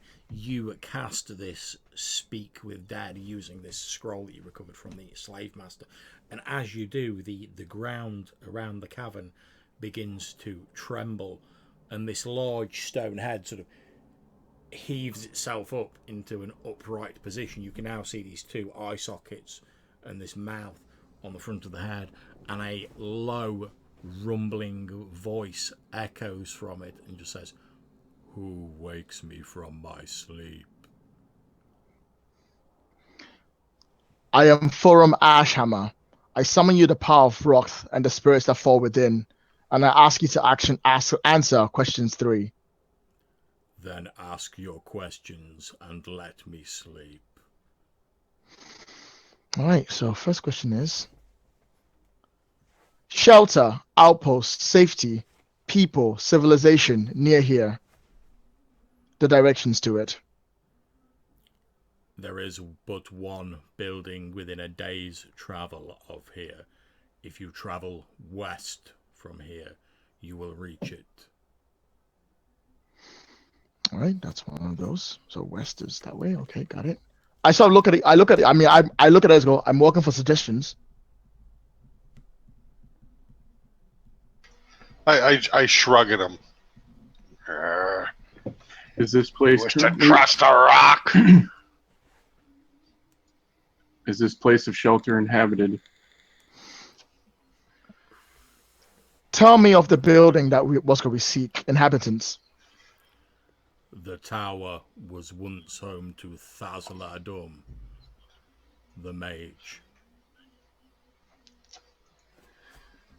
Well, that certainly piques Suzuka's interest. Fair dues. One more question left. Day's travel, where it is. If you have nothing else left, I'll go for a question I want to go for. Yeah. Yep. Go ahead. How did you die? I fought in the last of the great battles. Myself and my brothers were enslaved by Thazla-Dum. Here I fought, and here I died. And now I sleep. And as he says that, the head starts sink into the sand.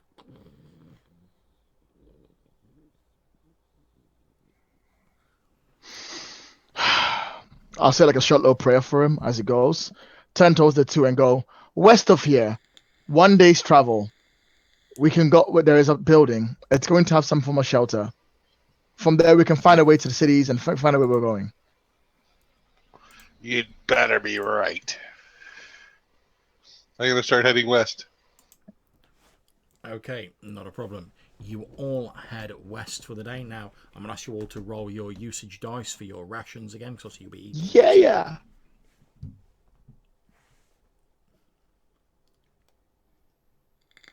Uh-oh, I'm down to a D4. What can I say, man? Good gloves, them rations. Oh man, down to D6. I Yeah, rolled I'm a 2 down to a both times. D6. Okay, so you guys, your rations have started running a little bit low. You're having to stretch them out a little bit, but you're all right at the minute. Yeah, so as I'm taking my rations, I'm starting to eye the slaves as I see my rations getting lower. Okay. But I don't say anything. I just watch them as I slowly eat and savor what little food I have. Okay, no problems. I might watch them too, but not in a cannibalistic way. I'm looking for the one that's the weakest one that's going to fall, and I can take their rations, that kind of thing. Okay, the weakest of the slaves is the one that's still, beyond the doubt, is the one that's still on the camel. So it seems to like barely have enough strength to sort of like put the rations in his mouth and like. Yeah, so I'd be watching him as I was eating. Yeah. I'm reminded of a Twilight Zone episode. I will not be watching him while eating. Okay. Anyway, march along, plod. Okay, not a problem. You all head west for a day, and as you do, eventually, as you crest a rise of sand dunes, so further down, you can just see what appears to be the pointed top of a stone tower buried beneath the sand, just the upper spire emerging from the sands. What is there that will be useful to us? We'll find out when we get there. There better be something. I'll start walking toward the tower. Okay, no problems. You start slogging towards the tower. Charisma 6, what can I say? As you get nearer to the tower, you can see there's actually a small sort of hole in the roof. Perhaps predators have been added, or just the sandstorm has damaged it. Several of the stone sort of slats are missing off the roof of it. You can see it looks to be quite sturdily built. In fact, Furum, you might recognise it as being of dwarf manufacture. I'm going to, first of all, look through the hole. Yeah. Natural light and dark vision at work. Okay, not a problem. As you look through the hole in the building, you see that it appears to be a sort of square tower, and inside you can see what appears to be a small sort of floor of it. It's a very small tower, no more than sort of 30 foot by 30 foot. And as you peer down into it, you can see what appears to be a man made entirely of stone, holding a large stone sword and shield. He's sort of like a carved statue, sort of ornately carved armor on it, head down, holding a shield in one hand, sword in the other. Is it just one big room? Indeed it is. You can also see, if you look in, there appears to be some sort of trapdoor sort of behind this figure that perhaps heads down to like a lower floor of the tower. What else is in this room other than this big guy? There are a series of sort of shelves, stone shelves, on each of the wall, and these shelves are pretty much covered with these tubes made out of bone, just sort of stacked up higgledy-piggledy on these stone shelves. What would I ask? Sorry, last question. What would I estimate the distance be from this hole to the floor? About 5 foot. You could easily drop in, because it's obviously it's obviously a sloping roof, so you could easily just like drop in. Oh, right. Yeah. Okay. Oh, wait. Asaki wanted to ask questions. Yeah, as he's standing there and kind of looking, I will walk up, and when I see the shelves and that statue, I'm going to cast Detect Magic on the room. Okay, make your intelligence roll, see if you use a slot.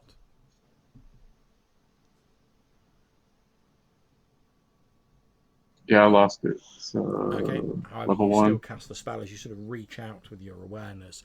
This whole room has got a faint sort of almost background radiation feel of magic to it.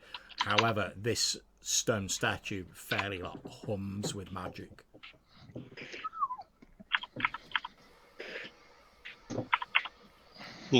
Does everybody What's see in there? the I can't effect? see. Does everybody see Well, the we glow? can see the statue, but I don't see the glow. At least Yeah, I me don't think it neither. works. I don't know. Oh, Let me just check. Yeah, if I would know that they wouldn't see it, I would let them know. It does say that everything nearby that is magic glows. So yeah, Yeah, as you all look in, you can see that all of the sort of scroll cases are glowing faintly. However, this like statue that's in the room's like, oh, like light beaming off it. Yeah, so as everything begins to glow, my eyes, of course, fall to all those scrolls. I feel that tick of my heartbeat quicken. But then, of course, that glow of the statue draws my gaze, and I kind of scowl, knowing that it's likely some kind of guardian that's between me and my prizes. I'm going to look at the two of them. If you want to go in there, you'll have to convince me of a reason why I should.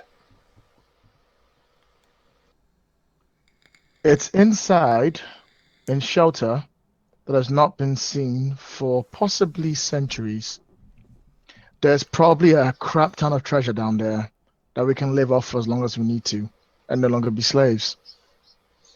There better be. And I jump in. Okay, not a problem. You jump in. I go, remember we shouldn't go. He's already gone in, never mind. Okay, the instant your feet sort of hit the ground, this stone statue goes, and its head lifts up to face your direction, and it drops into basically what you would recognise, Gug, as an attack stance. I'm going to. I'll glance up at my comrades to see if they're coming. Then I'm going to. So I've got my axe in one hand, I got my shield in the other, and I'm kind of moving around, sort of sideways, angling towards maybe this trap door. I'm going to. I don't know how it works in this game, but I'm going to basically. I don't want to initiate attack, but if he comes at me, then I'm just. So I'm going to ready my attacks if I can. So if he makes an aggressive move at me, then that's what I'm doing. Okay, its head appears to be moving and sort of following your movements. It hasn't, and aside from dropping down into a sort of combat-ready stance, it hasn't actually moved towards you. I have no intention of stealing anything. That's what I say out loud. It might react only if we're thieves. I'm moving over to the trap door. Are my comrades doing anything other than observing? Now you're fine. Go on. You'd be great. You rock the house. I'll jump down. I'm going to cast Levitate and then jump down once I've completed the spell. Make your intelligence roll. Oh, man. Come on, baby. Hang in there, bro. 3. Yep, I made it. Okay, not a problem. So, Forum jumps down afterwards. You sort of float down at a slightly more stately, measured pace, Asuka, and gently twitch down. As I move towards the trap door, it looks like a guardian. Touch those scrolls at your peril. And I'll head over to the trap door. Yep, you head over to the trap door. It makes no move to stop you. I will circle the other way, see if it does anything to me. I have my shield up. Okay, as Gug reaches the trapdoor, it sort of turns its head back, so it's like keeping the rest of you two, Forum and Asuka, in its vision. It appears to have almost like disregarded Gug now he's at the trapdoor.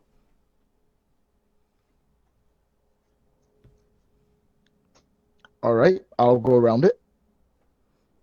Okay, it moves its head between the two of you, keeping you both in vision, but it doesn't make any move to stop you. I'll head towards the trap door, see if it does anything.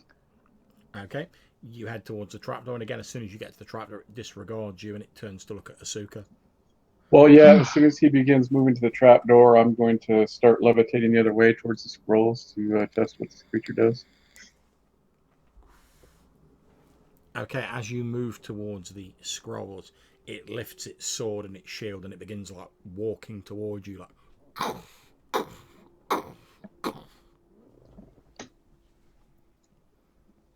Yeah, having expected that, Zuka will float away. Still give a sigh of frustration as he begins circling away from the scrolls, keeping his eye on this creature to see if it still follows.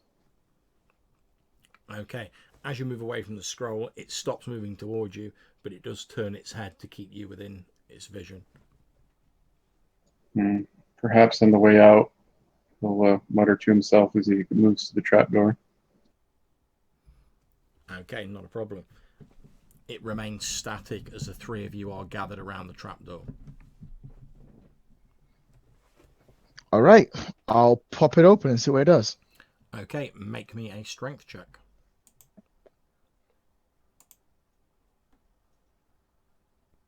I fail. Okay. Just. You heave it against this sort of stone flagon trapdoor, but you're not able to lift it. I sort of look at the trapdoor and I look over it. I look over at fucking. Move I aside. look over at fucking. I think I'm like, knock yourself out. Okay, Yep. Maybe a strength roll. Yep. Okay. 11, I made it. You reach down like one-handed and just like heave this stone trapdoor open. You can see like a small flight of stone stairs heading down to the floor below it. And oddly enough, you can hear the sound of running water, Gug. I'll immediately become aware of my dry lips. You may and actually tongue. have been right. When have I been wrong?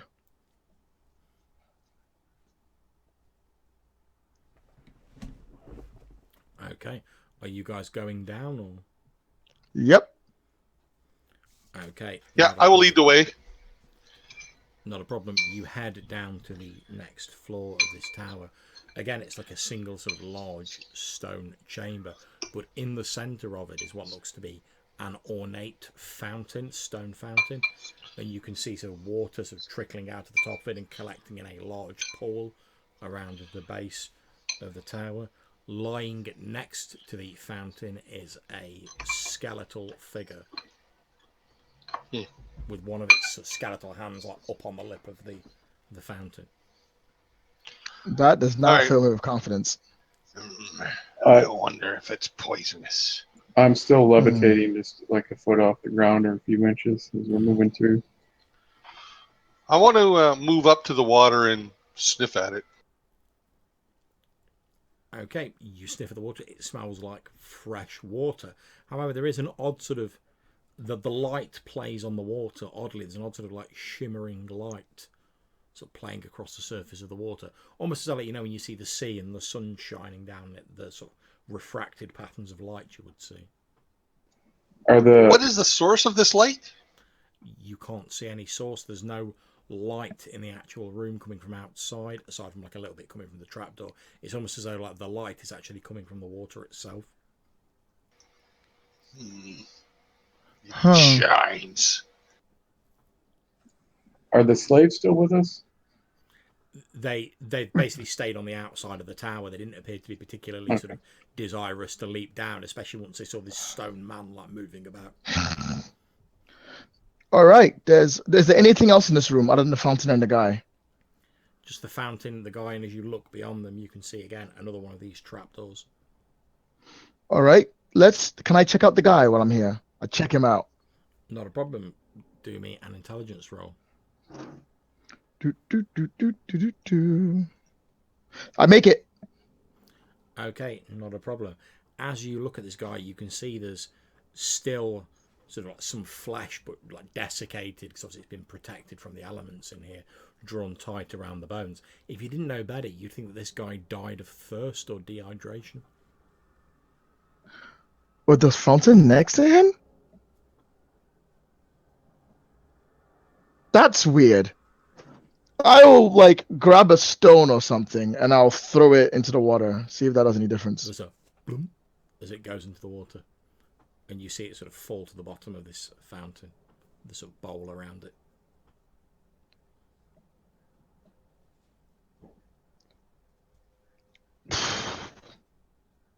I go, this man seems to, if I didn't know any better, this man died of lack of water.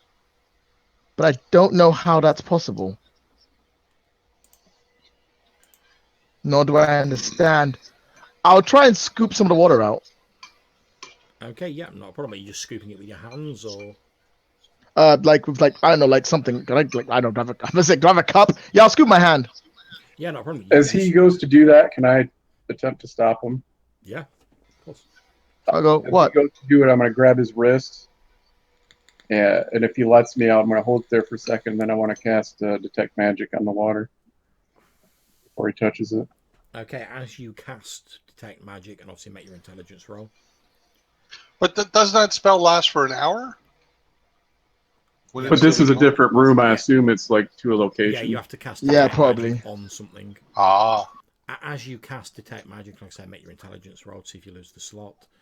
No, I made it. I got to stop. Okay. As you cast your spell, the glow around the water intensifies.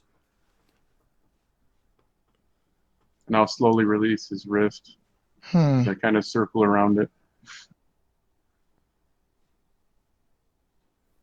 Okay, and you start circling around the stone fountain. As you circle round the other side, Asuka, you can see that sort of on the central column that's got water spraying out of it, there's actually something carved on the column, but you can't really make it out because of the water sort of streaming down it.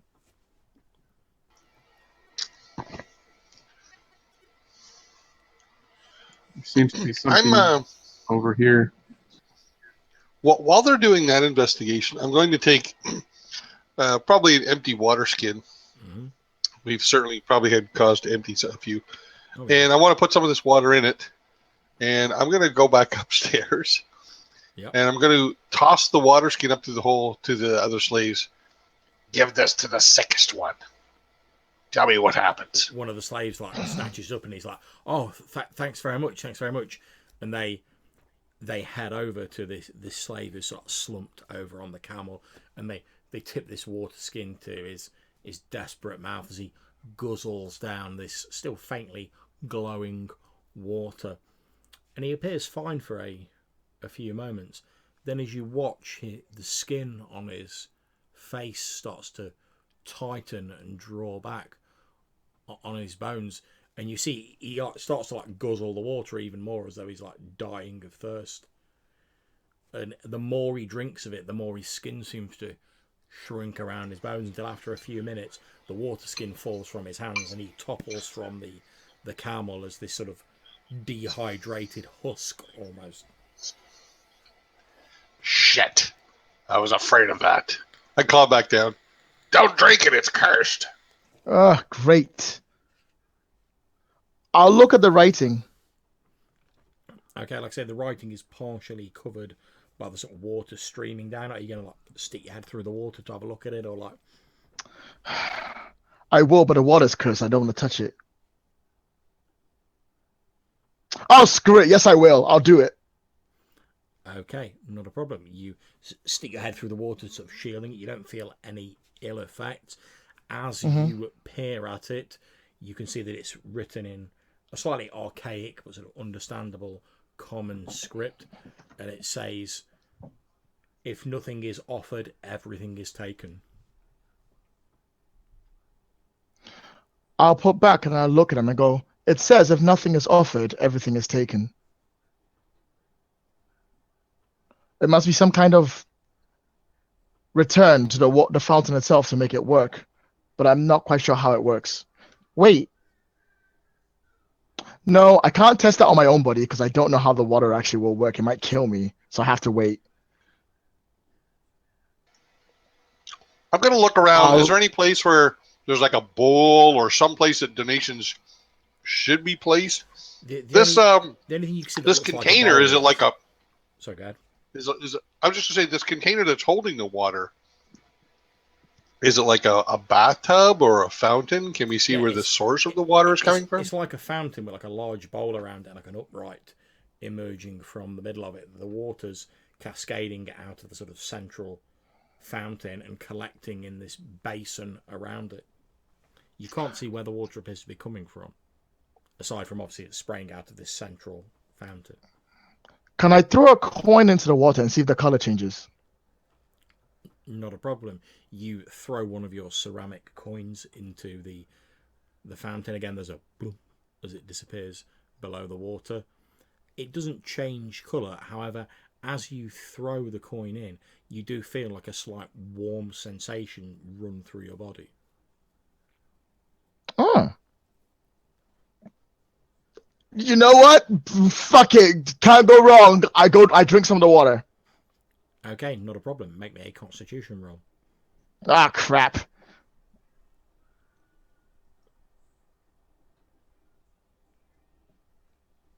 Is it poisonous?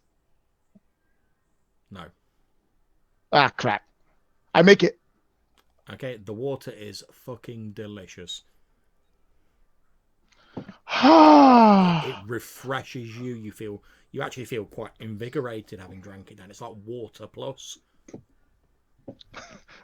I tell everyone if you put money in the water, it make you feel better, but I'm not quite sure. I go, giving it something gives you something back, but I'm not sure how it works in total. Everything is greedy, I suppose. I drop a coin in, and then Bloom. I'm going to scoop out a cup of water. I probably have a clay cup amongst my original belongings. Yeah, no I'll scoop problems. out a bit of water. You scoop out a mug full of water, down it in one. It tastes absolutely delicious, as with Furum. You feel revitalised. You feel your thirst quenched. You feel the weight of your travels just sort of flowing off you. I'm going to climb back up, halfway up. I'm not going to go right out of the tower. I'm going to convey this to the other slaves. I'll tell them, don't touch the guardian, don't touch the scrolls. Make some donation to the fountain and drink the water, and you'll be fine. And if not, you'll die. Okay, make me a charisma check. You have advantage. Just see how convinced they are. Sure. I don't really. Whoops. I'm rolling d6s here. That's wrong. My charisma is 6. Nope. 14 and 11. Okay, so no problem. You say that to him and you duck back down into the fountain room. For a few moments, everything's fine. Then you hear what sounds like screaming from the floor above you. I'm okay. So this is what I'm gonna do. I'm gonna come up and I'm gonna like prairie dog. Like I'm popping up the trap door, looking around. You know, like laugh-in style. Okay, yeah. So as you poke The your floor head is up, like here. you can see the 2 of the 3 slaves remaining that came down, almost like sliced in half, lying in like bloody chunks on the floor of this building. And you can see one of the slaves was like holding one of these like scroll cases in his hands. He's sort of like back up against the wall. This stone figure's like closing in on him with its now blood splattered stone blade held up. And he's like, no, I didn't mean to, no, no. As he sort of like I scooting make no move backwards. to help him. Warn ya. There's this as the stone figure steps forward and like a as it lifts this huge stone blade up and then brings it swinging down. There's like a as the blade goes like through the remaining slaves, splicing him almost in half. There's a scream that tapers off into a wet gurgle. Then, as you're still where you're watching from Gug, you see the stone figure bend down. It picks up the scroll case from like the severed body of the last of the slaves, walks over to the shelf, puts the scroll case back on the shelf, then just like walks back into the center of the room and goes. So I climb up. I wait till he goes back in place. I climb up. I walk around, shaking my head in disbelief. None of you believed me. Ugh. I'm going to go around and take all their rations. Okay, Water. not a problem. You guys can all raise your ration usage dices back to their original level. I never said I was sharing it with the other 2. They're still Right, down okay. there. Well, if you want to, I'm almost out. If you want to keep it to yourself, you can raise your ration dice usage to D12. Gug. Excellent. That's what I will do. I mean, we've gone from, how many do we start with all total? More than 20? And we're down to what, 3? Pretty much, yeah. Still got an hour of game to go. You never know. So I'm hanging on to it. Okay, no problem. You wipe the blood and like viscera off these like ration pouches and sort of like clip them onto your belt. I'm going to yell down into the trapdoor. I told them not to touch the scrolls. They touched the fucking scrolls. Right. Are you done down there? We can't Yeah, stay come here on. forever. I'll throw one more coin in, and I'll scoop it up the water this time with the water skin and close that up. No problem. You fill up Because it's the good water. Yeah. top on it. All right, let's keep going. Assuming that I've been observing this whole point and he doesn't seem to have any ill effects, I will also drop a couple coins in and fill up my water skin. Not a problem. You top up your water. Taking a drink. Okay, you Is feel this refreshed. the end of this tower? There's Like, is another this? there's another trapdoor in the fountain chamber, sort of heading Oh down. well, all right. Press on then. Okay, I'm not going to make you go through all the strength rolls, but basically you have to get like Gug to like heave this huge like stone trapdoor open. As he does, there's a faint sort of stale smell of rot and decay wafts up from the darkness of this trapdoor. So again, a dark vision to far away. I love that. That's an actual term in this game. Mm-hmm. I'm going to look down. Okay, as you look down, you can see that the room below this appears to be covered in dust, as though it's lain undisturbed for many, many years. In the centre of the room, you can see what appears to be a large stone, almost throne, I suppose is the best way of describing it, very intricately carved. And seated on it, you can just about make out a figure with its head lowered onto its chest, but like covered in a thick layer of dust. What do you make of this? I'll take a look down. Does it look like it's giving up any heat signatures? I only have infravision. You're not sensing any heat signatures in the room. Not sure. Son of a dead king, maybe? One way to find out. I'll start trying to head down. Do I have to Yeah, well, jump I down was or going can I to just... say, Sorry, go on. does a Saku take a look first, or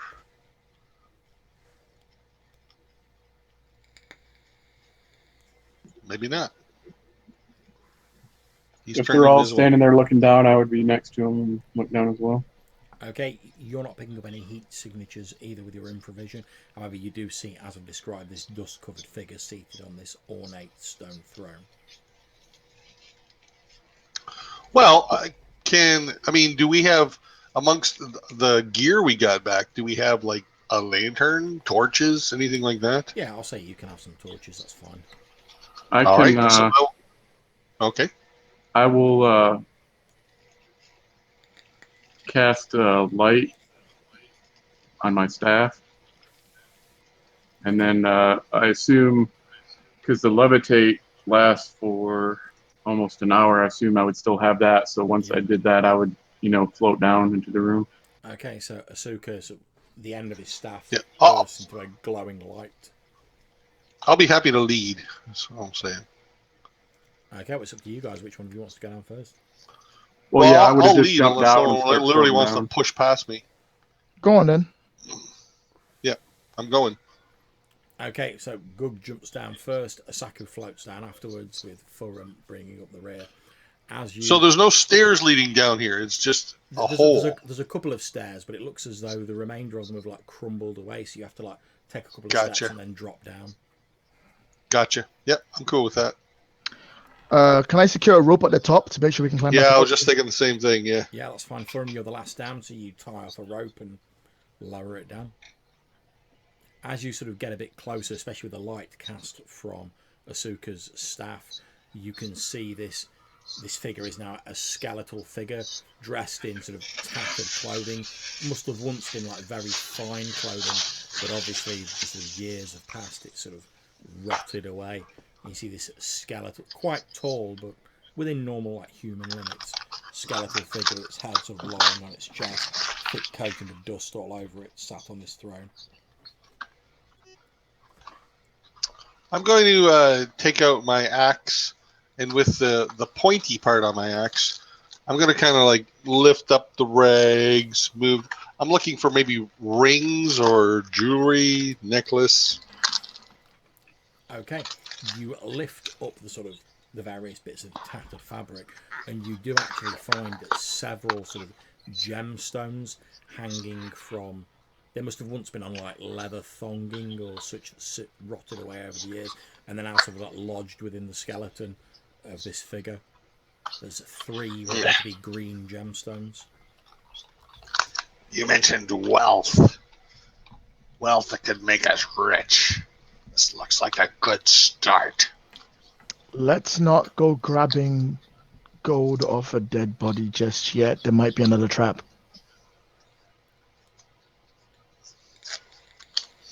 So I'm going to look at Asaku, not knowing how the magic works. Yeah. Just We assuming both look he at can Osaku detect basically and magic go, at will. Just assuming he can detect magic at will. I don't really know. I'll give that half smirk as I once again cast Detect Magic, and I Okay. do not lose the slots. You cast Detect Magic. There is a faint green glow around these 3 gems, as though they were once magical, but you're just picking up sort of like the background lingerances of it. So they might once have been enchanted, but not any longer. There's also a faint trace of magic hanging around the figure, although I'll say it's just like a faint sort of background trace. Well, are they trapped? I don't know. It Maybe? looks like whatever power they once had has faded. Good Then I guess it's enough. I'm free just from going to Zamd. Reach out and snatch him. As he reaches out for him, Asuka kind of moves back a little bit, floating higher off the ground. Okay, no problem. As you're I'll sort of note that reaching and out, grunt smile. as you reach out, you have to sort of like put your hand like into the skeleton to like sort of grab these gems. As you're reaching for the first one, you can see that sort of etched on one of the facets of it is what appears to be a symbol. On one of the facets of the gem? Indeed. All right, so I'm going to I'll grab the valuables, and I'm going to show it to the others. You recognize this? I'll take the gem off his hand and take a look at the weird symbol. Okay. Not a problem. Can you please roll me a d6, Rob? Yeah. 2. Is that good? I don't know what I'm rolling for. Okay, not a problem. As your hand sort of closes around this gemstone, you immediately feel what appears to be a sort of wave of vitality flow into your body.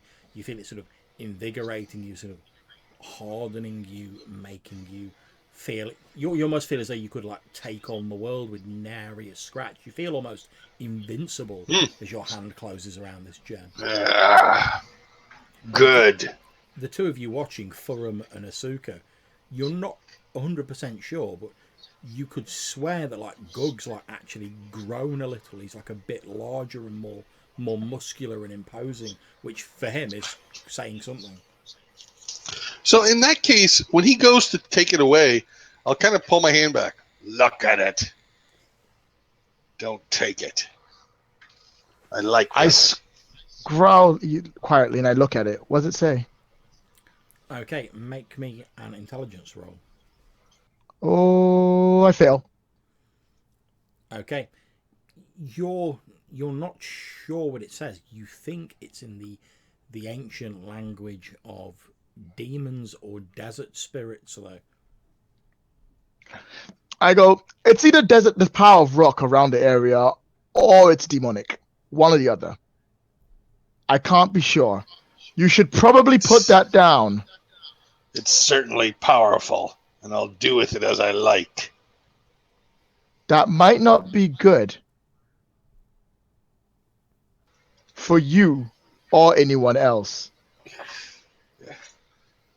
Might not. There's a lot of things that might not be good, but this I like.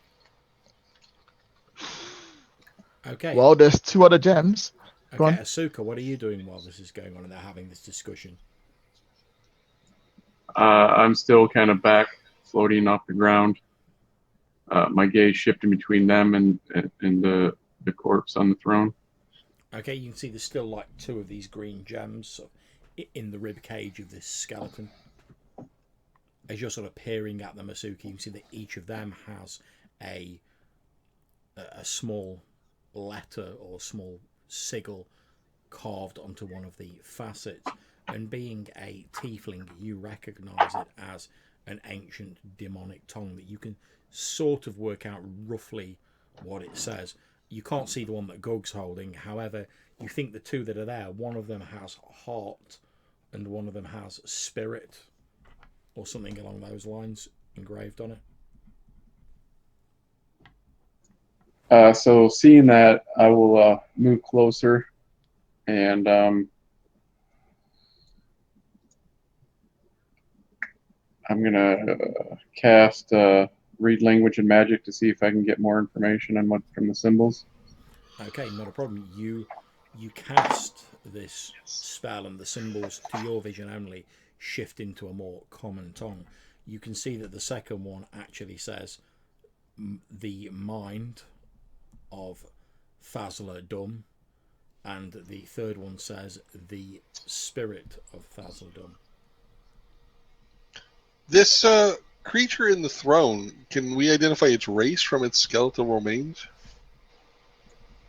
It's certainly humanoid. It's most likely a human. So very gingerly and reverently, I'll reach out for the one that says of the mind. Okay, not a problem.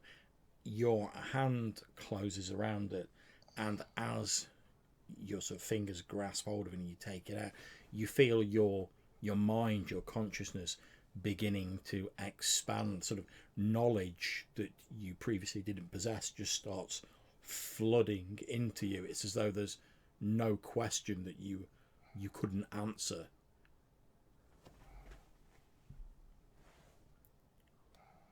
Do I have a problem releasing the stone? No, if you let it go, it will fall down. However, can you please make me a charisma check? Ooh. I believe in you. Just make this. Just roll one. Just roll a natural one. You'll be fine. 7. Oh, I've just made it. Okay, I have to roll it or under, right? That's correct. As you go to release the gem, there's a few moments where you find yourself genuinely torn when you're like, I'm holding like all this knowledge within my hand and it's not causing me any harm. Do I really want to sacrifice that? It's almost as that, and for a few moments you sort of struggle with yourself, but then you release it, and as you do, you feel this knowledge just sort of ebb away until you're once more just yourself again with the knowledge you possessed originally. Yeah, I'll actually like physically kind of like stumble at the loss of that. My skin kind of slick with sweat. I shake a little bit as I using like a cloth from my pack, pick it up and slide it into my pack, and I'll turn to the others, and I'll nod my head towards the last gem and say, it says that it's of the spirit. I will Well, reach out. Therum, I will reach out for it because I will not be shut down like this. But I'm gonna be very careful because I don't like what happened to him when he touched it. I definitely don't like what happened to freaking Asuka when he touched it. So I'm gonna try and gently get it out without physically touching it. I don't want to physically put my hand on this thing. Okay, make me a dexterity check. All right, time to fail. Yep, failed. You can just get a stick and knock it out and catch it. I know. I'm like, I can't fucking teach this thing. You've effectively got a stick, and as you sort of go like that, you knock and it starts to fall deeper into the sort of skeletal ribcage. Just instinctively, you go, and it drops into your hand. As it falls into your hand, you feel just this magical energy, this raw magical power, just like flowing into you. For a few moments, all of the spells that you've struggled to cast, that you spent years learning and mastering, they just open up to you, and you can see exactly where you went wrong and how you could improve your spells. There's this sort of raw magical energy just flows into you. Can I fix my face? You can certainly give it a try. Would you like to make me a wisdom roll? You have the advantage. I do it. Okay, you think about your disfigurement, and with this knowledge that's flowing into you from the gem, it seems a fairly simple matter to you, and you bring up your free hand and just sort of like wave it over your face, and as you do, your disfigurement just washes away, almost as though it was never there. Okay, this thing is really powerful, and I'm starting to see what everyone else is saying. I could probably keep it for. Nope. I'm going to try and put down a mat and then just let it go. Put it on the mat and just let go of it. Okay, make me a charisma check. Ah, crap. I fail. I can't do it.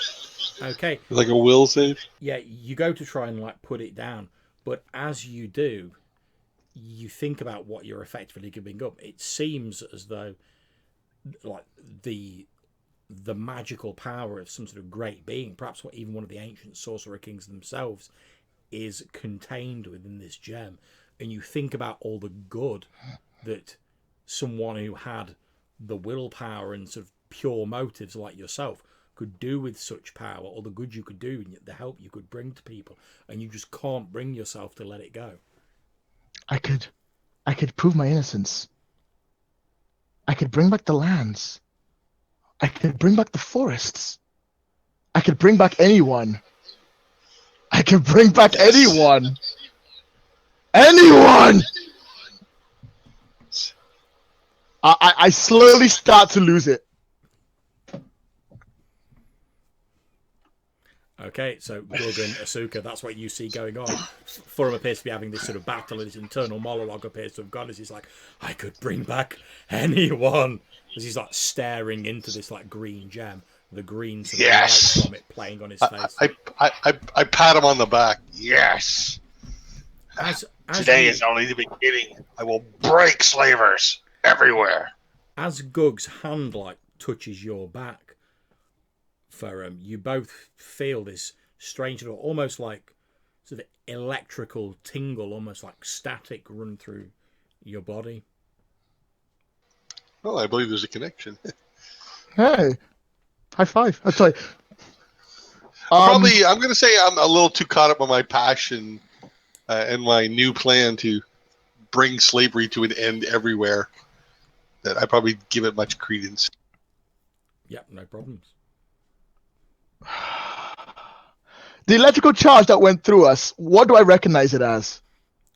Okay, you, with your enhanced magical knowledge, can you please make me an intelligence roll? You have the advantage. Can I just know, was it a pleasant or unpleasant sensation? Very pleasant. I make it. Okay, with your enhanced magical knowledge provided by the gem, you recognise that this thing was because both of you are holding one of these gems and they want to be together. And it's that sort of connection that the two of you were feeling when you both sort of connected with each other. So, see where this is going. So basically, what you're saying is, I'm going to turn to freaking. Oh my god, I'm really sorry. I'm going to turn towards the big hulking hawk and go, these gems want to be together, Gog. Yes. And I will also We should point put them. I will also point out to you, for him, that as the two of you were sort of touching that connection you were feeling, it was almost as though the two gems were connected for a moment through the two of you. But obviously, since it just sort of like slapped you on the back, as soon as you broke contact, the sensation disappeared.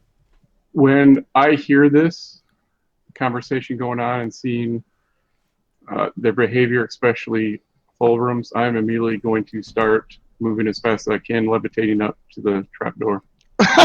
Dude, help me, you ass! Okay, not a problem. Asuka's like, tiefling away!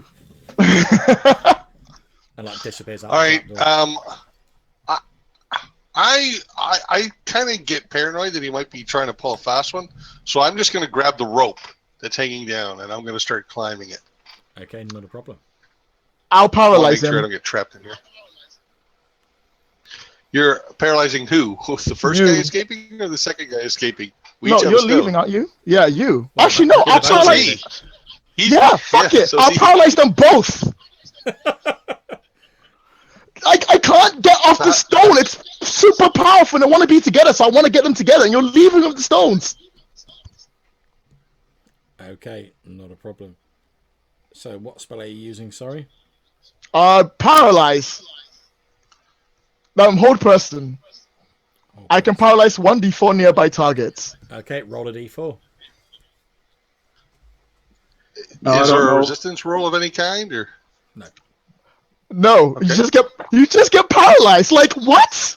Well, okay? that's one of the things I was going to ask. Is a special feature that I have is that I get a roll advantage with intelligence to avoid damage or effects from spells. There must be some kind of like resistance. Like you must have to make a resistance roll against it. Otherwise, it'd be really unfair. Yeah, what I'm going to say is, since although it doesn't specifically say so, I'm going to say that people have to make a Constitution check to sort of like power through the paralysis. Just because I think it is a bit. I think vague. that's fair. You don't get Or to it could be say intelligence check to resistance. No, that's my probably called Constitution to make more sense.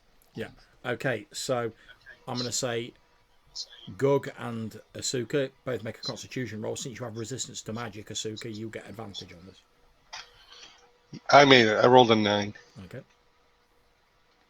Let me know what you get, Asuka. I rolled a 6. My con is 10. Okay. So you attempt to paralyze the two of them. It don't work. Asuka, you've made it to the upper floor. However, Gug's just like a few paces behind you. Can I cut the rope with my sword? Not a problem. Can you make me a dex roll to see if you can cut the rope Well- before Gug can get up? Yeah, I think there needs to be a contest there, like because I would be watching, and certainly. Yeah, I'll tell you Well, what. but if I started levitating before you started climbing, I would probably reach there before you did. But it's up. I don't know Well, what he says. but there's what's the levitating speed versus the climbing speed, right? Maybe levitating is like a walking pace. I don't know. Let me just check. I rolled 8. My dex is 9. Okay, so Yeah, I rolled 9, and my dex is 9. Okay, not a problem. So I'm gonna say you do cut the rope. However, Gug has like managed to get like a hand on the sort of lip, so he's basically just got to like pull himself up, but it slowed him down a little bit. So while they're engaging in all this tomfoolery, Furum, what are you doing? I guess I mean, I need to stop because I need to bring the stones together. The stone is speaking to me. So there are what 4 dead bodies and a weird stone creature upstairs. Yep. I'm going to summon the dead. Can I summon the dead? I don't know. I don't know how powerful this thing is, but I'm just gonna go for it. Okay, so you're effectively trying to cast Raise Dead. That will return a nearby willing target to life who died within the last 7 days. So you could certainly return like one of the people to life. Yeah, I'll return one of the people upstairs to life if I can. Okay, so as the two I of don't you, have a spell list. I'm just gonna start throwing things at you. I'm sorry. okay, so as the two of you, Asuka and Gug, are sort of Gug's like pulling himself up.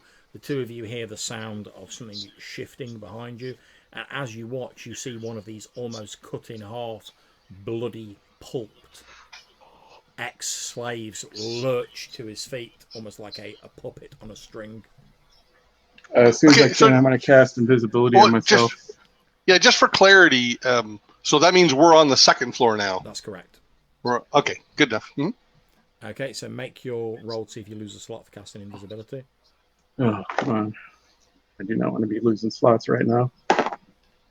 11. Yep, I I made it. believe in you. Okay, no problem. You step into the shadows and fade from view. This shambling, sort of corpse-like creature begins like shuffling over towards you, Gug. Its arms extended, like Yeah, I'll chop it down without a thought. I'm going to be aiming for legs make a strength primarily. check. Can I make an attack roll? Yeah, that's your attack strength check. That's strength check. Oh, right on. Yeah, I hit it a whole bunch of times. Okay, not a problem. I'm not going to make you roll your damage. So I know you've got like 1,000,000 attacks. So just describe how you utterly decimate this like shambling corpse. Yeah, so I just like kind of cut off its legs. I take my axe and I just do like a baseball swing, chop off a leg and then reverse it and chop off the other leg. And then when it's down, I just going to do an overhand and decapitate the thing.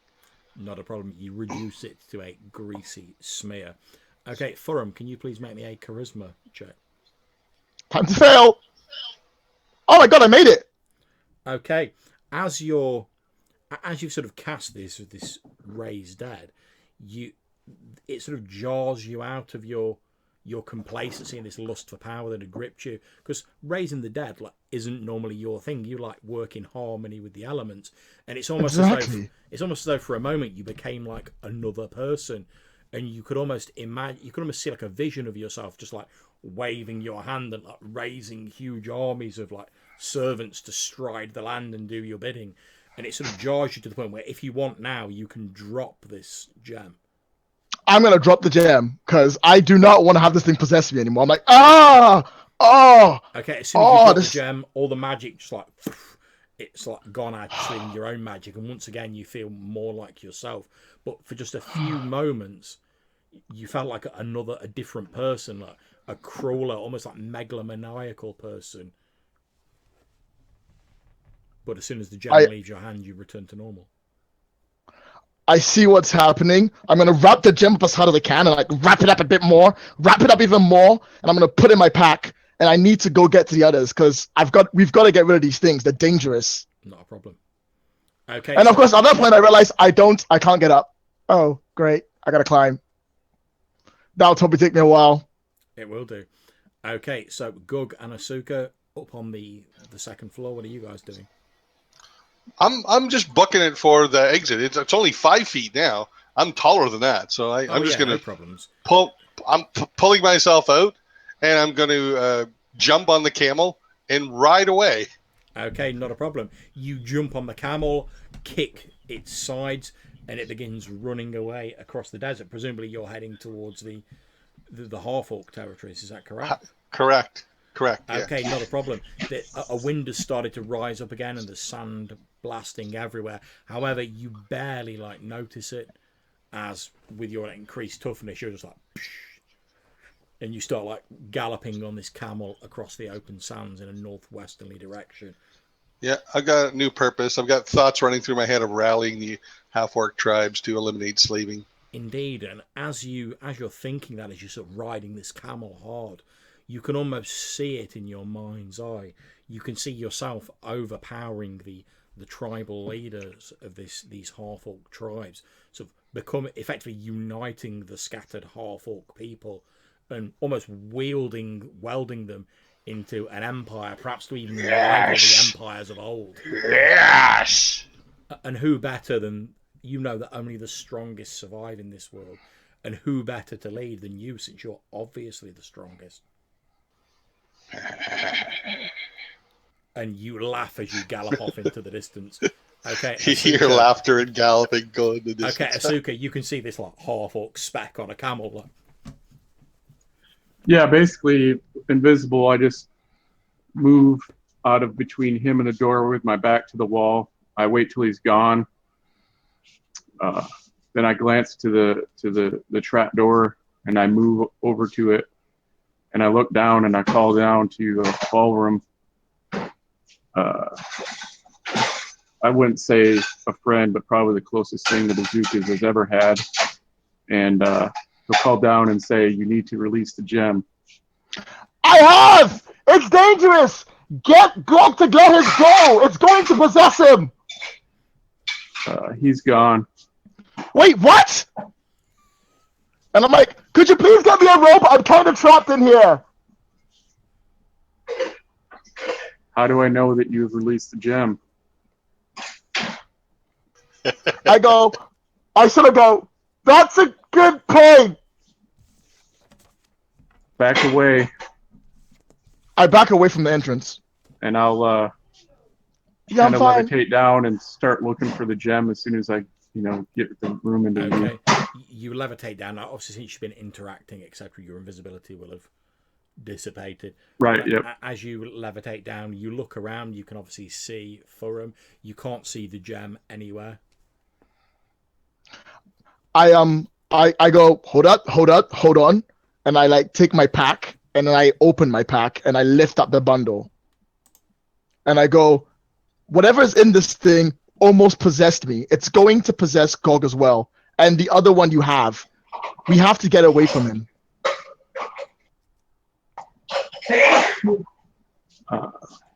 Okay. Can I? I'm assuming I can cast levitate more than once. Oh yeah. As long as I have the slots. So I will go ahead and cast levitate on him. keep your hands out of the bag. I don't want to have to kill you. That's fine. So you're trying to levitate the pouch effectively, or are you levitating? No, I'm casting levitate on him so he can get out of this room. Okay, yeah, no problem. He points his hands out. I'm just watching him to make sure he, that he doesn't grab for it or, Okay. Because I trust him, but I don't trust what the gem would do if he touches it. So. And I don't want to touch the gem, so I'm happy to just let it go. Okay. Asuka points his hands at you for him and then raises his arms up, and you're sort of lifted and levitated out through this trapdoor onto the second floor. See, look, I wasn't lying. How far is he going somewhere? Where would he go? What? I don't even. Do you still have your gem? The only place that he talked of going was either the city or the Orc lands. I don't think he'd be heading to the city. We have to stop him. If that, I don't know what that thing did to me, but we have to stop him. We can't let that gem be free. We bury it somewhere we can't touch, somewhere we don't know, so no one else can find it again. Yeah, but then we just risk someone else finding it. I think until we can figure out what to do with them safely, we're going to have to hang on to them. I don't want to touch that gem ever again. I presume you're still in contact with yours, Asuka, by the way.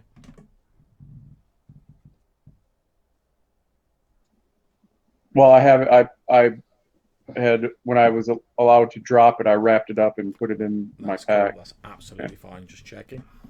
Yeah, because although he's got this need for like power and stuff, that feeling of kind of being out of control he doesn't like, and that's why he tried to resist and drop it and was able to. Mm-hmm.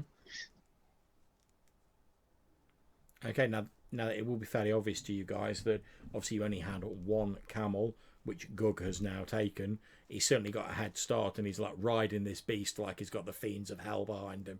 So the chances of I got a pretty good head start too while they were flapping about. Yeah, I was going to say the chances of you guys catching him on foot are almost zero.